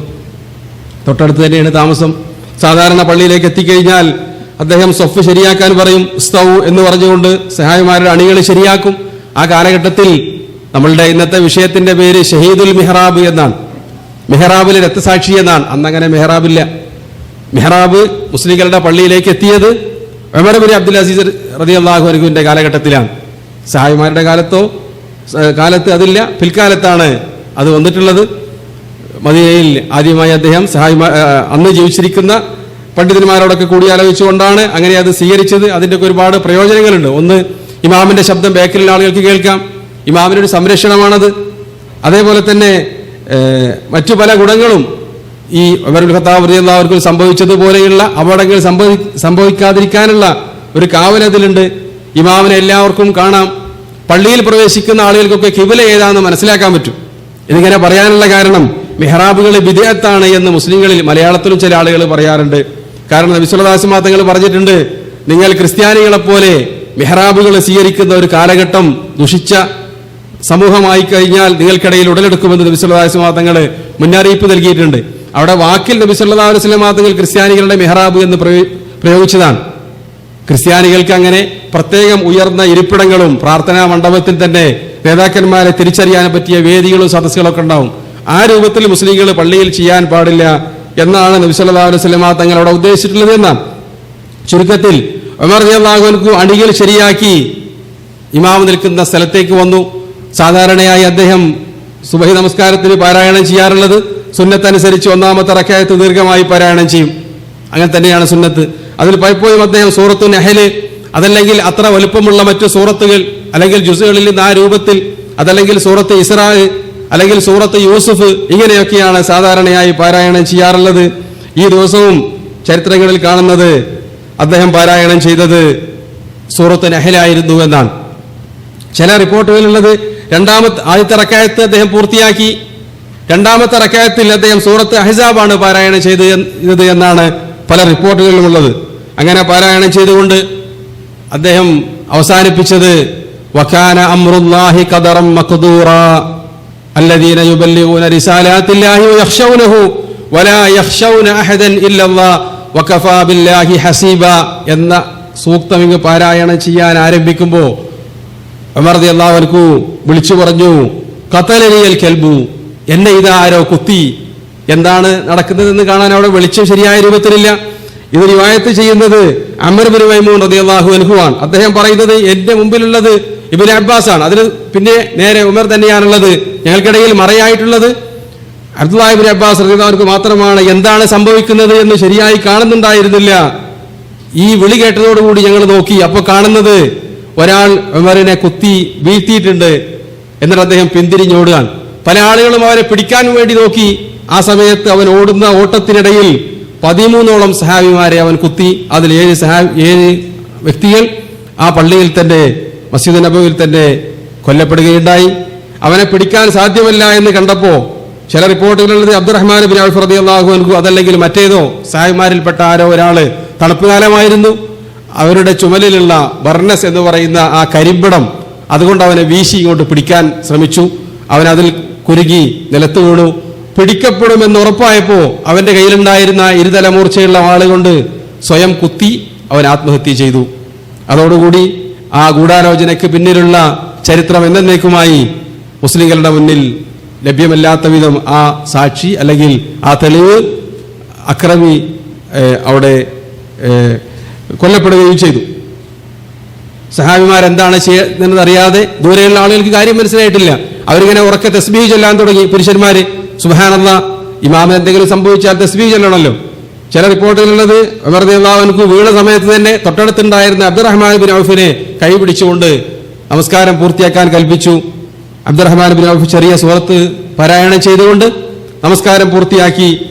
അപ്പോഴേക്കും ഉമർ റളിയല്ലാഹു അൻഹു ബോധക്ഷയനായി മാറിയിട്ടുണ്ട്. അദ്ദേഹത്തിനെ സഹാബിമാരെടുത്ത് വീട്ടിലേക്ക് കൊണ്ടുപോയി അവിടെ കിടത്തി. എന്നിട്ട് തൊബീബിനെ വിളിച്ചു, വൈദ്യനെ അന്വേഷിച്ചു. അൻസാരികളിൽപ്പെട്ട ബനു മുആവിയ ഗോത്രത്തിൽപ്പെട്ട ഒരു വൈദ്യനാണ് എത്തിച്ചേർന്നത്. ഉമർ റളിയല്ലാഹു അൻഹു ബോധം ഇല്ലാതെ കിടക്കുകയാണ്.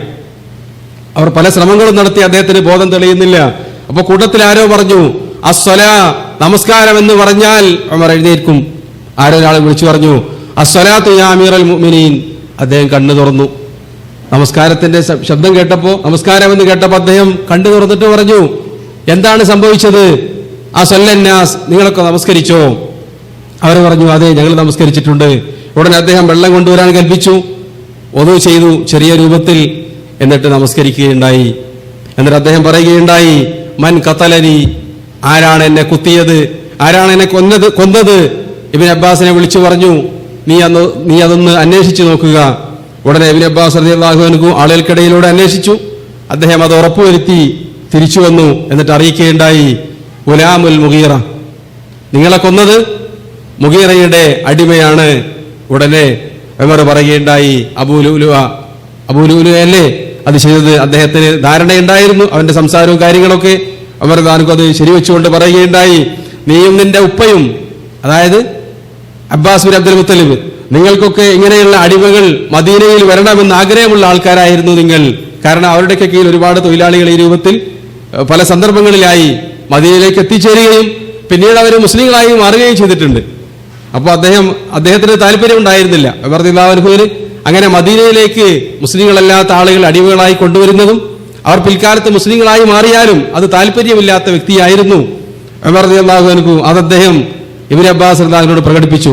ഉടനെ ഇബ്നു അബ്ബാസ് പറഞ്ഞു, നമ്മൾക്ക് അവരെല്ലാം കൊല്ലാം. അപ്പോ ഉമറിന്റെ മറുപടി, അവരിപ്പോ നമസ്കരിക്കുകയും ഷഹാദത്ത് പ്രഖ്യാപിക്കുകയും ഹജ്ജ് ചെയ്തതിന് ശേഷവുമാണോ അവരെ നമ്മൾ കൊല്ലുന്നത്? ഒരാളെയും ഒന്നും നോവിക്കാൻ പാടില്ല എന്ന് അബ്ദുല്ലാഹി ഇബ്നു അബ്ബാസ് റളിയല്ലാഹു അൻഹുവിനോട് പറയുകയും അദ്ദേഹം ഈ വൈദ്യൻ എത്തിച്ചേർന്നു. വൈദ്യൻ ചികിത്സയുടെ ഭാഗമായി ഉമർ റളിയല്ലാഹു അൻഹുവിന് പാല് കുടിക്കാൻ കൊടുത്ത പാല് ആ മുറിവിലൂടെ പുറത്തേക്ക് വന്നു. വീണ്ടും പഴത്തിന്റെ ചാറ് കൊടുത്തു, അത് വയറ്റിൽ നിന്ന് പുറത്തു വന്നു. അദ്ദേഹത്തിന്റെ ആന്തരികാവയവങ്ങൾ തകർന്ന് വയറിൽ നിന്ന് പുറത്തു വരികയാണ്. ഉടനെ വൈദ്യൻ അദ്ദേഹത്തിനോട് പറയുകയുണ്ടായി, ഇസ്തഖ്ലിഫി അമീറൽ മുഅ്മിനീൻ, നിങ്ങൾക്ക് നിങ്ങളുടെ മരണം ഉറപ്പാണ്, നിങ്ങൾക്ക് അടുത്ത നടപടിക്രമങ്ങളിലേക്ക് പ്രവേശിക്കാം, നിങ്ങൾക്ക് വസിയത്ത് ചെയ്യാം, ഇസ്ലാമിക ഭരണത്തിന്റെ അടുത്ത ഭരണാധികാരിയെ നിശ്ചയിക്കാം എന്നൊക്കെ പറഞ്ഞപ്പോ വൈദ്യനോട് ഉമറിന്റെ പ്രതികരണം, നീ ഇതല്ലാത്ത മറ്റെന്തെങ്കിലും പറയുമായിരുന്നുവെങ്കിൽ ഞാനത് വിശ്വസിക്കുമായിരുന്നില്ല എന്ന് പറയുകയുണ്ടായി. അതിനിടയിൽ അദ്ദേഹത്തിന് 1-2 തവണ കൂടി ബോധം നഷ്ടപ്പെട്ടതൊക്കെ നമുക്ക് ചരിത്രഗ്രന്ഥങ്ങളിൽ വായിക്കാൻ പറ്റും. ഇതോടുകൂടി ഉമർ റളിയല്ലാഹു അൻഹു വസിയത്ത് ചെയ്യാൻ വേണ്ടി ആദ്യം അബ്ദുള്ളയെ വിളിച്ചു. എന്നിട്ട് പറയുകയുണ്ടായി, അബ്ദുള്ള, നീ ആയിഷ റളിയല്ലാഹു അൻഹയുടെ അടുക്കൽ ചെല്ലുക, എന്നിട്ട് ഉമർ സലാം പറയുന്നു എന്നറിയിക്കുക. അമീറുൽ മുഅ്മിനീൻ എന്ന് ചേർത്ത് പറയരുത്. ലസ്തു അലൈക്കുമുൽ യൗമ അമീർ, ഇന്നത്തേതിന് ശേഷം ഇപ്പോൾ ഞാൻ നിങ്ങളുടെ അമീർ അല്ലാതെയായി മാറിയിട്ടുണ്ട്. നീ അവിടെ പോയി ചോദിക്കേണ്ടത് അവരുടെ വീട്ടിൽ ഒരാൾക്ക് കൂടി കിടക്കാനുള്ള സ്ഥലം ബാക്കിയുണ്ട്. നബി സല്ലല്ലാഹു അലൈഹി വസല്ലം തങ്ങളെ മറവ് ചെയ്തത് ആയിഷ റളിയല്ലാഹു അൻഹയുടെ വീട്ടിലാണ്. അവിടെ പിന്നീടുള്ളത് അബൂബക്കർ സിദ്ദീഖ് റളിയല്ലാഹു അൻഹുവിന്റെ ഖബറാണ്. ഇനി അവിടെ ഒരു സ്ഥലം കൂടി ബാക്കിയുണ്ട്. ആ സ്ഥലത്ത് ഉമറിന് കിടക്കാൻ നീ അനുവാദം ചോദിക്കുക. അബ്ദുല്ലാഹി ഇബ്നു ഉമർ റളിയല്ലാഹു അൻഹു ആയിഷയെ റളിയല്ലാഹു അൻഹയെ കാണാൻ ചെന്നു. അവരെ റൂമിൽ കരഞ്ഞുകൊണ്ടിരിക്കുകയാണ്. അവരോട് ചെന്ന് സലാം പറഞ്ഞു. എന്നിട്ട് പറഞ്ഞു, ഉമർ ഇങ്ങനെ ഒരു ആഗ്രഹം പ്രകടിപ്പിക്കുന്നുണ്ട്. ഉടനെ അവർ കണ്ണീർ തുടച്ചുകൊണ്ട് പറയുകയുണ്ടായി, കുൻതു ഉരീദുഹാ ലി നഫ്സി, ആ സ്ഥലം കണ്ടുവച്ചിരുന്നത് എനിക്ക് വേണ്ടിയായിരുന്നു. വല ഊസിറന്ന ബിഹിൽ യൗം അലാ നഫ്സി, പക്ഷേ ഞാൻ ഇന്ന് ആ സ്ഥലം ഉമറിന് വേണ്ടി പ്രാമുഖ്യം നൽകി അദ്ദേഹത്തിന് വിട്ടുകൊടുക്കുകയാണ് എന്ന് പറഞ്ഞുകൊണ്ട് അംഗീകരിച്ചു. അബ്ദുല്ലാഹി ഇബ്നു ഉമർ റളിയല്ലാഹു അൻഹു ഉമറിന്റെ അടുത്ത് വന്നുകൊണ്ട് കാര്യം പറഞ്ഞു. ആയിഷ റളിയല്ലാഹു അൻഹ നിങ്ങൾക്ക് സ്ഥലം വിട്ടു തന്നിട്ടുണ്ട്. ഉടനെ അദ്ദേഹം പറയുകയുണ്ടായി, നിങ്ങൾ എന്നെ ആ സ്ഥലത്ത് നിങ്ങൾ മറവ് ചെയ്യുക. മറവ് ചെയ്യാൻ നിങ്ങൾ എന്റെ ജനാസയെ അവിടെ കൊണ്ടുചെന്നാൽ നിങ്ങൾ വീണ്ടും ചോദിക്കുക. ഒരുപക്ഷെ ഞാൻ ജീവിച്ചിരിക്കുന്ന സമയത്ത് എന്നോട് വിസമ്മതിക്കാനുള്ള അവരുടെ ലജ്ജ കാരണം പറഞ്ഞതായിരിക്കാം. നിങ്ങൾ വീണ്ടും ഉമർ ഇബ്നുൽ ഖത്താബ് നിങ്ങളോട് ഈ സ്ഥലത്ത് മറവ് ചെയ്യണമെന്ന് അനുവാദം ചോദിക്കുന്നു എന്ന് ചോദിക്കുകയും വീണ്ടും അവർ അനുവാദം തന്നാൽ നിങ്ങൾ എന്നെ ആ സ്ഥലത്ത് മറവ് ചെയ്യുക എന്ന് പറയുകയും അവരോട് വസിയത്ത് ചെയ്യുകയും ചെയ്തു. പിന്നീട് ഇബ്നു ഉമറിനോട് വസിയത്ത് ചെയ്തത്, നീ എന്റെ കടം എത്രയുണ്ടെന്ന് പരിശോധിക്കുക എന്നാണ്. അങ്ങനെ 80,000 ദിർഹം കടബാധ്യതനായാണ് ഉമർ റളിയല്ലാഹു അൻഹു മരണപ്പെടുന്നത്. ഇബ്നു ഉമറിനോട് പറയുകയുണ്ടായി, നീ ആ കടം നമ്മളുടെ കുടുംബത്തിൽ നിന്ന് തന്നെ കളക്ട് ചെയ്ത് ആ കടം നീ വീട്ടുക. അതിന് ഉമറിന്റെ വീട്ടിൽ നിന്ന് തികയാതെ വന്നാൽ നീ ബനു അദീ ഗോത്രക്കാരോട് ചോദിക്കുക. ഉമറിന്റെ ഗോത്രം അതാണ്. ബനു അദീ ഗോത്രക്കാർക്കും പെട്ടെന്നത് നൽകാൻ സാധ്യമല്ലാതെ വന്നാൽ അങ്ങനെ സാധ്യമല്ലാതെ വന്നാൽ മാത്രം നീ ഖുറൈശികളോട് ആ കാര്യം ചോദിക്കുക എന്ന് വസിയത്ത് ചെയ്യുകയും അവർ ആ കടം വീട്ടാനുള്ള കാര്യങ്ങൾ ചെയ്യുകയും ചെയ്തു.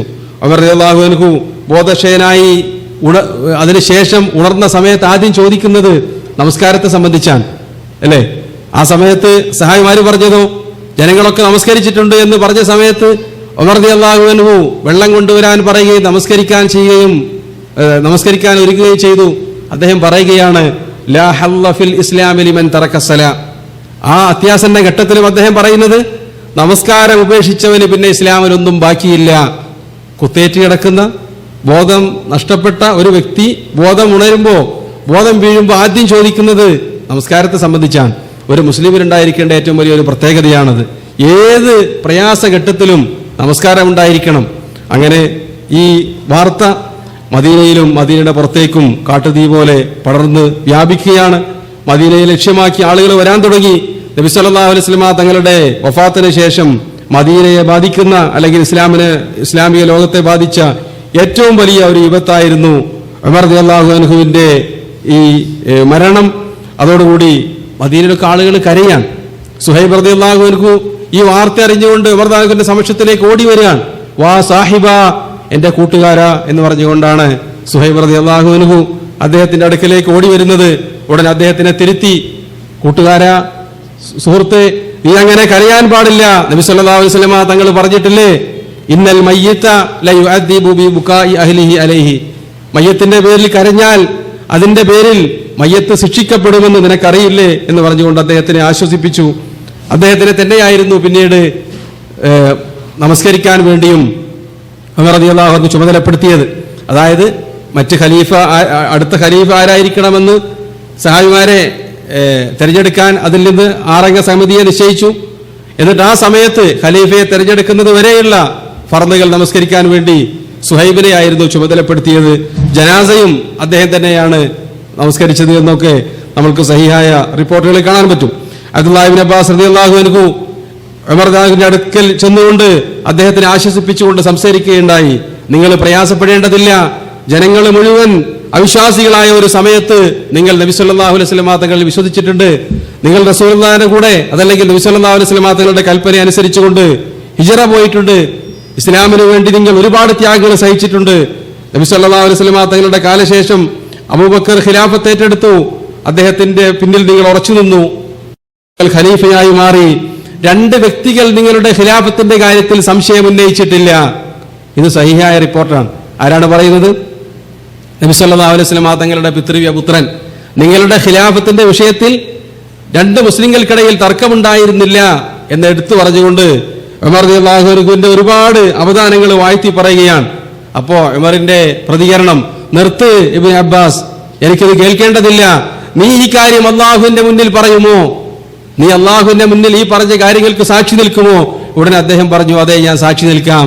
ഉടനെ ഉമറിന്റെ മറുപടി, എനിക്ക് ഈ രൂപത്തിലുള്ള സ്ഥാനമാനങ്ങൾക്കൊന്നും ഞാൻ അർഹിക്കുന്നില്ല, എങ്ങനെയെങ്കിലും സ്വർഗത്തിലേക്ക് അങ്ങ് എഴഞ്ഞ് കടന്നുകൂടിയാലും മതി എന്നാണ് എൻ്റെ ആഗ്രഹം എന്ന് പറഞ്ഞുകൊണ്ട് ഇബ്നു അബ്ബാസിനോട് പ്രതികരിച്ചു. അദ്ദേഹത്തിന് ശേഷം പല വ്യക്തികളും ഉമർ റളിയല്ലാഹുവിന്റെ അടുക്കൽ കടന്നു വരികയും അവരുടെ പ്രയാസങ്ങൾ പറയുകയും അദ്ദേഹത്തിന് ആശ്വസിപ്പിക്കുകയും ഒക്കെ ചെയ്യുന്നുണ്ട്. ആ കൂട്ടത്തിൽ ഉമർ റളിയല്ലാഹു അൻഹുവിന്റെ ജനാസ അദ്ദേഹത്തിന്റെ മരണത്തിന് ശേഷം കുളിപ്പിച്ച് കഫൻ ചെയ്ത് എടുത്തു വെച്ച സമയത്ത് ഇബ്നു അബ്ബാസ് തന്നെ പറയുന്നു, എന്റെ തോളിൽ ആരോ കൈ കുത്തിയതായി ഞാൻ കണ്ടപ്പോ, ആ തണുപ്പും ഭാരവും ഇങ്ങനെ കണ്ടപ്പോ ഞാൻ ബാക്കിലേക്ക് തിരിഞ്ഞു നോക്കി. അപ്പൊ അലി റളിയല്ലാഹു അൻഹു ആണ്. അദ്ദേഹം പറയുകയാണ്, അലി റളിയല്ലാഹു അൻഹു ഉമറിനോട് പറയുകയാണ്, നബി സല്ലല്ലാഹു അലൈഹി വസല്ലം തങ്ങൾക്കും അബൂബക്കർ സിദ്ദീഖിനും ശേഷം ഭൂമുഖത്ത് ഞാൻ നിങ്ങളെപ്പോലെ ഇഷ്ടപ്പെടുന്ന ഒരു വ്യക്തിയും ഇനി ജീവിച്ചിരിപ്പില്ല. നിങ്ങളുടെ കൂട്ടുകാരായ അള്ളാഹുവിന്റെ ദൂതനും അതേപോലെ തന്നെ അബൂബക്കർ സിദ്ദീഖിനും ഒരുമിച്ച് അവരുടെ കൂട്ടത്തിൽ സ്വർഗത്തിൽ ഒരുമിച്ച് കൂട്ടപ്പെടുമെന്നാണ് ഞാൻ വിചാരിക്കുന്നത് എന്നൊക്കെയാണ് അലി റളിയല്ലാഹു അൻഹു പറയുന്നത്. ഇമാം ബുഖാരി ഉദ്ധരിക്കുന്നതായി കാണാൻ പറ്റും. നമ്മൾ പലപ്പോഴും കേൾക്കാറുള്ള ചരിത്രമൊക്കെ ഇതിന് വിരുദ്ധമാണ് ഷിയാക്കളെ പ്രചരിപ്പിക്കാറുള്ളത്. അവർ തമ്മിലുള്ള പോരിനെ പറ്റിയാണ് പലപ്പോഴും അവർ പ്രചരിപ്പിക്കാറുള്ളത്. അതൊക്കെ കളവാണ് എന്നത് തെളിയിക്കുന്നതാണ് അവരുടെ ഈ പ്രതികരണം. അങ്ങനെ അദ്ദേഹം പറഞ്ഞ ഒരുപാട് കാര്യങ്ങൾ നമ്മൾക്ക് കാണാൻ പറ്റും. ഹഫ്സ റളിയല്ലാഹു അൻഹ ഉമർ റളിയല്ലാഹുവിന്റെ അടുക്കിലേക്ക് വന്നു. കരഞ്ഞുകൊണ്ടാണ് വരുന്നത്. അവരുടെ കൂടെ ഒരുപാട് സ്ത്രീകളുണ്ട്. ഉടനെ ഉമർ റളിയല്ലാഹു അൻഹു പറയുകയുണ്ടായി, നേരത്തെ സുഹൈബിനോട് പറഞ്ഞ അതേ കാര്യം തന്നെ, ഇന്നൽ മയ്യിത ലയുഅദ്ദബു ബിബുകാഇ ബഅദി അഹ്ലിഹി അലൈഹി. കുടുംബക്കാർ മയ്യത്തിന്റെ പേരിൽ കരഞ്ഞാൽ അതിന്റെ പേരിൽ മയ്യത്ത് ശിക്ഷിക്കപ്പെടുമെന്ന് നിനക്കറിയില്ലേ എന്ന് പറഞ്ഞുകൊണ്ട് ഹഫ്സയോട് ശബ്ദമുയർത്താതെ, കരയുന്നുവെങ്കിൽ കണ്ണീര് വാർക്കുകയല്ലാതെ നാവിലൂടെയോ അതല്ലെങ്കിൽ ശബ്ദത്തിലൂടെയോ ഒന്നും വരാൻ പാടില്ല എന്ന് ശാസിക്കുകയുണ്ടായി. ആ ഘട്ടത്തിലും അവർക്ക് അംറു ബിൽ മഅറൂഫ്, നന്മ കൽപ്പിക്കണം, തിന്മ വിരോധിക്കണമെന്ന അദ്ദേഹത്തിന്റെ ആ അടങ്ങാത്ത ആ താല്പര്യം കണ്ടോ. അവസാന ശ്വാസം വരെ ഇസ്ലാമിന് വേണ്ടി ജീവിച്ചു, ഇസ്ലാമിന് വേണ്ടി മരണപ്പെട്ടു. മരണത്തിന്റെ അവസാന ഘട്ടത്തിലും ഉമർ അടുക്കലേക്ക് ഒരു ചെറുപ്പക്കാരൻ കടന്നു വന്നു. ഉമർ കുറെ പുകഴ്ത്തി പറഞ്ഞു, അമീറുൽ മുഅ്മിനീൻ, നിങ്ങൾ പ്രയാസപ്പെടേണ്ടതില്ല, നിങ്ങൾ മരിച്ചാൽ സ്വർഗത്തിലേക്കായിരിക്കും കടന്നു പോകുന്നത്. ഉമർ അതൊക്കെ കേട്ടിരിക്കുകയാണ്. അങ്ങനെ ആ ചെറുപ്പക്കാരൻ പിരിഞ്ഞു പോയപ്പോൾ അയാളുടെ വസ്ത്രം നെരിയാണിയുടെ താഴെ വലിച്ചയച്ചുകൊണ്ടാണ് ആ ചെറുപ്പക്കാരൻ പോകുന്നത്. ഒരുപക്ഷെ തിരക്കിനിടയിൽ അങ്ങനെ സംഭവിച്ചതായിരിക്കാം. ഉടനെ വിളിച്ചുകൊണ്ട് പറയുകയുണ്ടായി, യാ ഗുലാം ഇർഫ ഇസാറക്, കുട്ടി, നിന്റെ മുണ്ട് നീ കയറ്റി കൊടുക്കുക. മരണഘട്ടത്തിൽ അയാൾ നല്ല വാക്ക് ഒരുപാട് പറഞ്ഞ് പ്രശംസിച്ച് പിരിഞ്ഞു പോവുകയാണ്. ആ സമയത്താണ് ഉമർ ഗുണദോഷിക്കൽ, ഫൈന്നഹു അത്ഹർ അൻകാലി സൗബി വഅത്കാലി റബ്ബിക, നിന്റെ വസ്ത്രത്തിൽ അഴുക്ക് വരളാതിരിക്കാനും നിങ്ങളുടെ റബ്ബിനോട് തഖ്വക്കും ഏറ്റവും നല്ലത് വസ്ത്രം കയറ്റി കൊടുക്കുന്നതാണ് എന്ന് ഉപദേശിക്കുകയാണ്. നമ്മളൊക്കെ ഇപ്പൊ ആരോടെങ്കിലും ആ രൂപത്തിലൊക്കെ ഉപദേശിച്ചാൽ, മരണഘട്ടത്തിൽ വേണ്ട സാധാരണ നല്ല രൂപത്തിൽ തന്നെ ഉപദേശിച്ചാൽ എൻ്റെ മനസ്സിൽ അഹങ്കാരമില്ല എന്ന് നമുക്ക് മനസ്സ് തുറന്ന് കാണിച്ചു തരുന്ന രൂപമായിരിക്കും ഉണ്ടാവുക. അള്ളാഹു കാത്തുരക്ഷിക്കുമാറാവട്ടെ. അദ്ദേഹം അത് ഉൾക്കൊള്ളുകയും അത് പ്രവർത്തിക്കുകയും ചെയ്തു. ഉസ്മാൻ ഇബ്നു അഫ്ഫാൻ റളിയല്ലാഹു അൻഹു പറയാൻ, ഉമർ റളിയല്ലാഹു അൻഹുവിന്റെ അടുക്കിലേക്ക് ഞാൻ കയറി ചെന്നപ്പോ അബ്ദുല്ലാഹ് ഇബ്നു ഉമറിന്റെ തൊടയിൽ അദ്ദേഹത്തിന്റെ തല വെച്ച് അദ്ദേഹം കിടക്കുകയാണ്. ഇബ്നു ഉമർ അദ്ദേഹത്തിന്റെ തലയെടുത്തിട്ട് അദ്ദേഹത്തിന്റെ തൊടയിൽ വെച്ചിരിക്കുകയാണ്. ഉമർ റളിയല്ലാഹു മരണത്തിനുള്ള ആ പ്രയാസം ഇങ്ങനെ അനുഭവിച്ചുകൊണ്ടിരിക്കുകയാണ്. ഉടനെ ഉമർ പറഞ്ഞു, നീ എന്റെ തലയെടുത്ത് മണ്ണിൽ വെക്കൂ, ഈ ദൈന്യത കണ്ട് അള്ളാഹു എന്നോട് മാപ്പ് ചെയ്തേക്കാം അബ്ദുള്ള എന്ന് പറഞ്ഞുകൊണ്ട് അദ്ദേഹത്തിന്റെ മുഖം നിലത്ത് വെക്കാൻ, ആ മണ്ണിൽ തന്നെ രക്തവും കലർന്ന ആ മണ്ണിലേക്ക് താഴ്ത്തി വെക്കാൻ വേണ്ടി ഉമർ കൽപ്പിച്ചു. അദ്ദേഹം അവിടെ നിന്ന് ഇഹലോകവാസം വെടിയാൻ. അവസാനമായി അദ്ദേഹം പറഞ്ഞ വാക്കുകൾ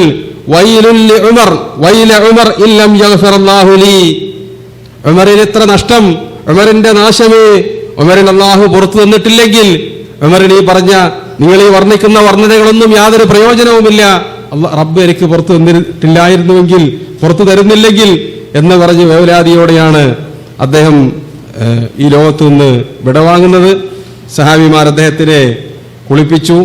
അദ്ദേഹം യുദ്ധത്തിലുള്ള രണാങ്കളത്തിലുള്ള ഷഹീദല്ല, അതേപോലെ കഫൻ ചെയ്തു. സുഹൈബ് റളിയല്ലാഹു അൻഹു ഇമാമായി നമസ്കരിച്ചു. അദ്ദേഹത്തിനെ നബി സല്ലല്ലാഹു അലൈഹി വസല്ലം തങ്ങളുടെ, അതേപോലെ തന്നെ അബൂബക്കർ സിദ്ദീഖ് റളിയല്ലാഹു അൻഹുവിന്റെയും ചാരത്ത് മസ്ജിദ് നബവിയുടെ അടുത്തുള്ള ആയിഷ റളിയല്ലാഹു മുറിയിൽ മറവ് ചെയ്തു.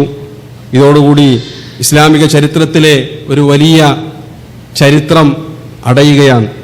പിന്നീട് വരുന്നതൊക്കെ നമ്മൾ തുടക്കത്തിൽ പറഞ്ഞതുപോലെ പ്രയാസങ്ങളുടെയും കലാപങ്ങളുടെയും കാലുഷ്യത്തിന്റെയും ഒക്കെ അധ്യായങ്ങളാണ് പിന്നീട് കടന്നു വരുന്നത്. ഉമർ റളിയല്ലാഹുവിനെ പോലെ ഭരണം നടത്താൻ പറ്റിയ ഒരാൾ പണ്ട് ഇഖ്ബാൽ പാടിയതുപോലെ, അല്ലയോ മക്കയിലെ ഈന്തപ്പനകളെ, നിങ്ങൾക്കിടയിൽ നിന്ന് ഇനി ഒരു ഉമർ എന്നാണ് കടന്നു വരിക എന്ന് പാടിയല്ലോ. അതേപോലെ ഇനിയും ഒരു ഉമറിനെ ലോകം പ്രതീക്ഷിച്ചുകൊണ്ടിരിക്കുകയാണ്, വീണ്ടും ഇസ്ലാമിക സമൂഹത്തെ ശരിയായ രൂപത്തിൽ നടത്താൻ വേണ്ടി. ഓരോ ഭരണാധികാരികളും ഉടലെടുക്കുന്നത് ആ പ്രജകൾക്കിടയിൽ നിന്ന് തന്നെയാണ്, ആളുകൾക്കിടയിൽ നിന്ന് തന്നെയാണ്. അതുകൊണ്ട് ഭരണാധികാരി നന്നാവണമെങ്കിൽ എന്ത് വേണം? ഭരണീയര് നന്നാവണം. അതാണ് അതിന് വേണ്ടത്. നമ്മൾ നന്നായാൽ നല്ല ഭരണാധികാരികളെ അല്ലാഹു നൽകും. അവർക്കുള്ള സമ്മാനമാണത്. അതുകൊണ്ടാണ് നബി സല്ലല്ലാഹു അലൈഹി വസല്ലം തങ്ങൾ പ്രാർത്ഥിക്കാറുണ്ടായിരുന്നത്, അല്ലാഹുമ്മ ലാ തുസല്ലിത് അലൈനാ ബിദുനൂബിനാ മൻ ലാ യഖാഫുക ഫീനാ വലാ യർഹമുനാ. ഞങ്ങളുടെ തെറ്റുകൾ കാരണമായി, ഞങ്ങളുടെ പാപങ്ങളും ദോഷങ്ങളും കാരണമായി ഞങ്ങളുടെ മുകളിൽ നീ ഞങ്ങളുടെ മേൽ നീ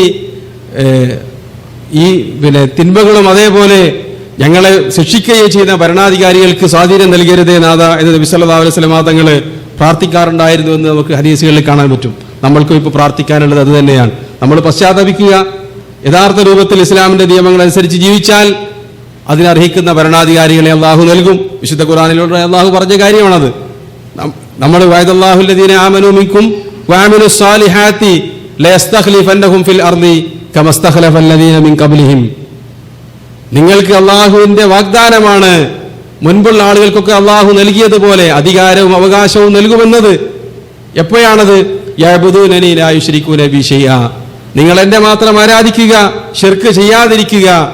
അങ്ങനെ ജീവിച്ചാൽ മുസ്ലിങ്ങൾക്ക് അല്ലാഹു നൽകുന്ന കാര്യമാണ് നല്ല ആധിപത്യം, അതേപോലെ തന്നെ നല്ല ഭരണാധികാരികളൊക്കെ. മുസ്ലിങ്ങൾ എപ്പോഴൊക്കെ നമസ്കാരം ഉപേക്ഷിക്കുകയും ശിർക്കിലേക്ക് പോവുകയും ചെയ്തിട്ടുണ്ടോ, അപ്പോഴൊക്കെ ഒരു പരീക്ഷണം എന്ന നിലയിൽ അവർക്കിടയിൽ അവർക്ക് തലക്ക് മീതെ അവരെ പീഡിപ്പിക്കുന്ന, അവരെ ശിക്ഷിക്കുന്ന ഭരണാധികാരികളെ അല്ലാഹു നിയോഗിച്ചതായി ചരിത്രത്തിൽ നമുക്ക് കാണാൻ പറ്റും. നമ്മൾ ഈ സംസാരത്തോടുകൂടി ഉമർ റളിയല്ലാഹുവിനെ സംബന്ധിച്ചുള്ള പ്രഭാഷണ പരമ്പരയ്ക്ക് അവസാനം കുറിക്കുകയാണ്. ഇതിന്റെ അവസാനത്തിൽ നമുക്ക് പ്രാർത്ഥിക്കുവാനും പറയുവാനുമുള്ളത്, അല്ലാഹു സുബ്ഹാനഹു വ തആല ഇവരെയൊക്കെ മാതൃകയാക്കി ജീവിക്കുവാൻ നമ്മൾക്ക് എല്ലാവർക്കും അല്ലാഹു തൗഫീഖ് നൽകുമാറാവട്ടെ. ഇമാം ബുഖാരി ഉദ്ധരിക്കുന്ന ഒരു ഹദീസിൽ കാണാൻ പറ്റും, അനസ് റളിയല്ലാഹു അൻഹു റിപ്പോർട്ട് ചെയ്യുകയാണ്, നബി സല്ലല്ലാഹു അലൈഹി വസല്ലം തങ്ങളുടെ സദസ്സിൽ ഞങ്ങൾ ഇരിക്കുമ്പോൾ ഒരു അയറാബി കടന്നു വന്നുകൊണ്ട് ചോദിക്കുകയുണ്ടായി, അല്ലാഹുവിന്റെ ദൂതരെ മതസ്സാ, അല്ലാഹുവിന്റെ റസൂലേ എപ്പോഴാണ് ഖിയാമത്ത് നാൾ? അപ്പോൾ റസൂൽ തിരിച്ചു ചോദിക്കുകയുണ്ടായി, വമാദാ അഅദത്ത ലഹ, നീ ഖിയാമത്ത് നാളിന് വേണ്ടി എന്താണ് ഒരുക്കി വെച്ചിട്ടുള്ളത്? ഖിയാമത്ത് നാൾ എന്താണെന്ന് ചോദിക്കുമ്പോൾ നിന്റെ അടുക്കൽ എന്തൊക്കെയാണ് സൽക്കർമ്മങ്ങളുള്ളത്? അയാളുടെ പ്രതികരണം, ഞാൻ ഒരുപാട് നമസ്കരിക്കുകയോ സൽക്കർമ്മങ്ങൾ പ്രവർത്തിക്കുകയോ അതെങ്ങനെ പ്രവർത്തിക്കണമെന്നത് പഠിക്കുകയോ ചെയ്യാത്ത അയറാബിയാണ്.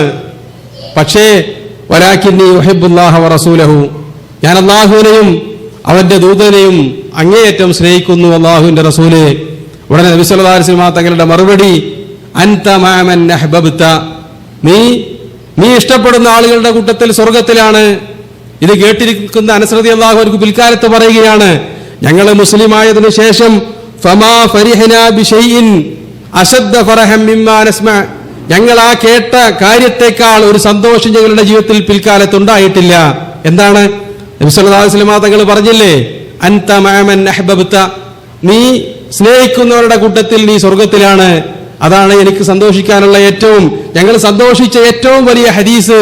എന്നിട്ട് നബി സല്ലല്ലാഹു അലൈഹി വസല്ലം പറയാണ്, അതുകൊണ്ട് തന്നെ ഇന്നി ഉഹിബ്ബുല്ലാഹ വ റസൂലഹു വ അബൂബക്കർ വ ഉമർ വ ഇല്ലം അഅമൽ മിസ്ല അഅമാലിഹിം, ഞാൻ അല്ലാഹുവിനെയും റസൂലിനെയും സ്നേഹിക്കുന്നു, റസൂലിന്റെ കൂട്ടുകാരായ അബൂബക്കറിനെയും ഉമറിനെയും സ്നേഹിക്കുന്നു. അവരെ പോലെ അമൽ ചെയ്യാൻ എനിക്ക് സാധിച്ചിട്ടില്ലെങ്കിലും നമ്മൾക്കും പറയാനുള്ളതാണ്, നമ്മൾക്ക് അല്ലാഹുവിനോട് അവരോടുള്ള മഹബത്ത് മുൻനിർത്തി ചോദിക്കാം. സത്യദീനിൽ അല്ലാഹു നമ്മെ എല്ലാവരെയും ഉറപ്പിച്ചു നിർത്തുമാറാവട്ടെ. നമ്മിൽ നിന്ന് വന്ന തെറ്റുകളെയും കുറ്റങ്ങളെയും പാപങ്ങളെയും അല്ലാഹു പുറത്ത് മാപ്പാക്കി തരുമാറാവട്ടെ. റബ്ബനാ തഖബ്ബൽ മിന്നാ ഇന്നക അൻത സമീഉൽ അലീം വതുബ് അലൈനാ ഇന്നക അൻത തവ്വാബുർ റഹീം. വആഖിറു ദഅവാനാ അൽഹംദുലില്ലാഹി റബ്ബിൽ ആലമീൻ. വസ്സലാമു അലൈക്കും വറഹ്മത്തുള്ളാഹി.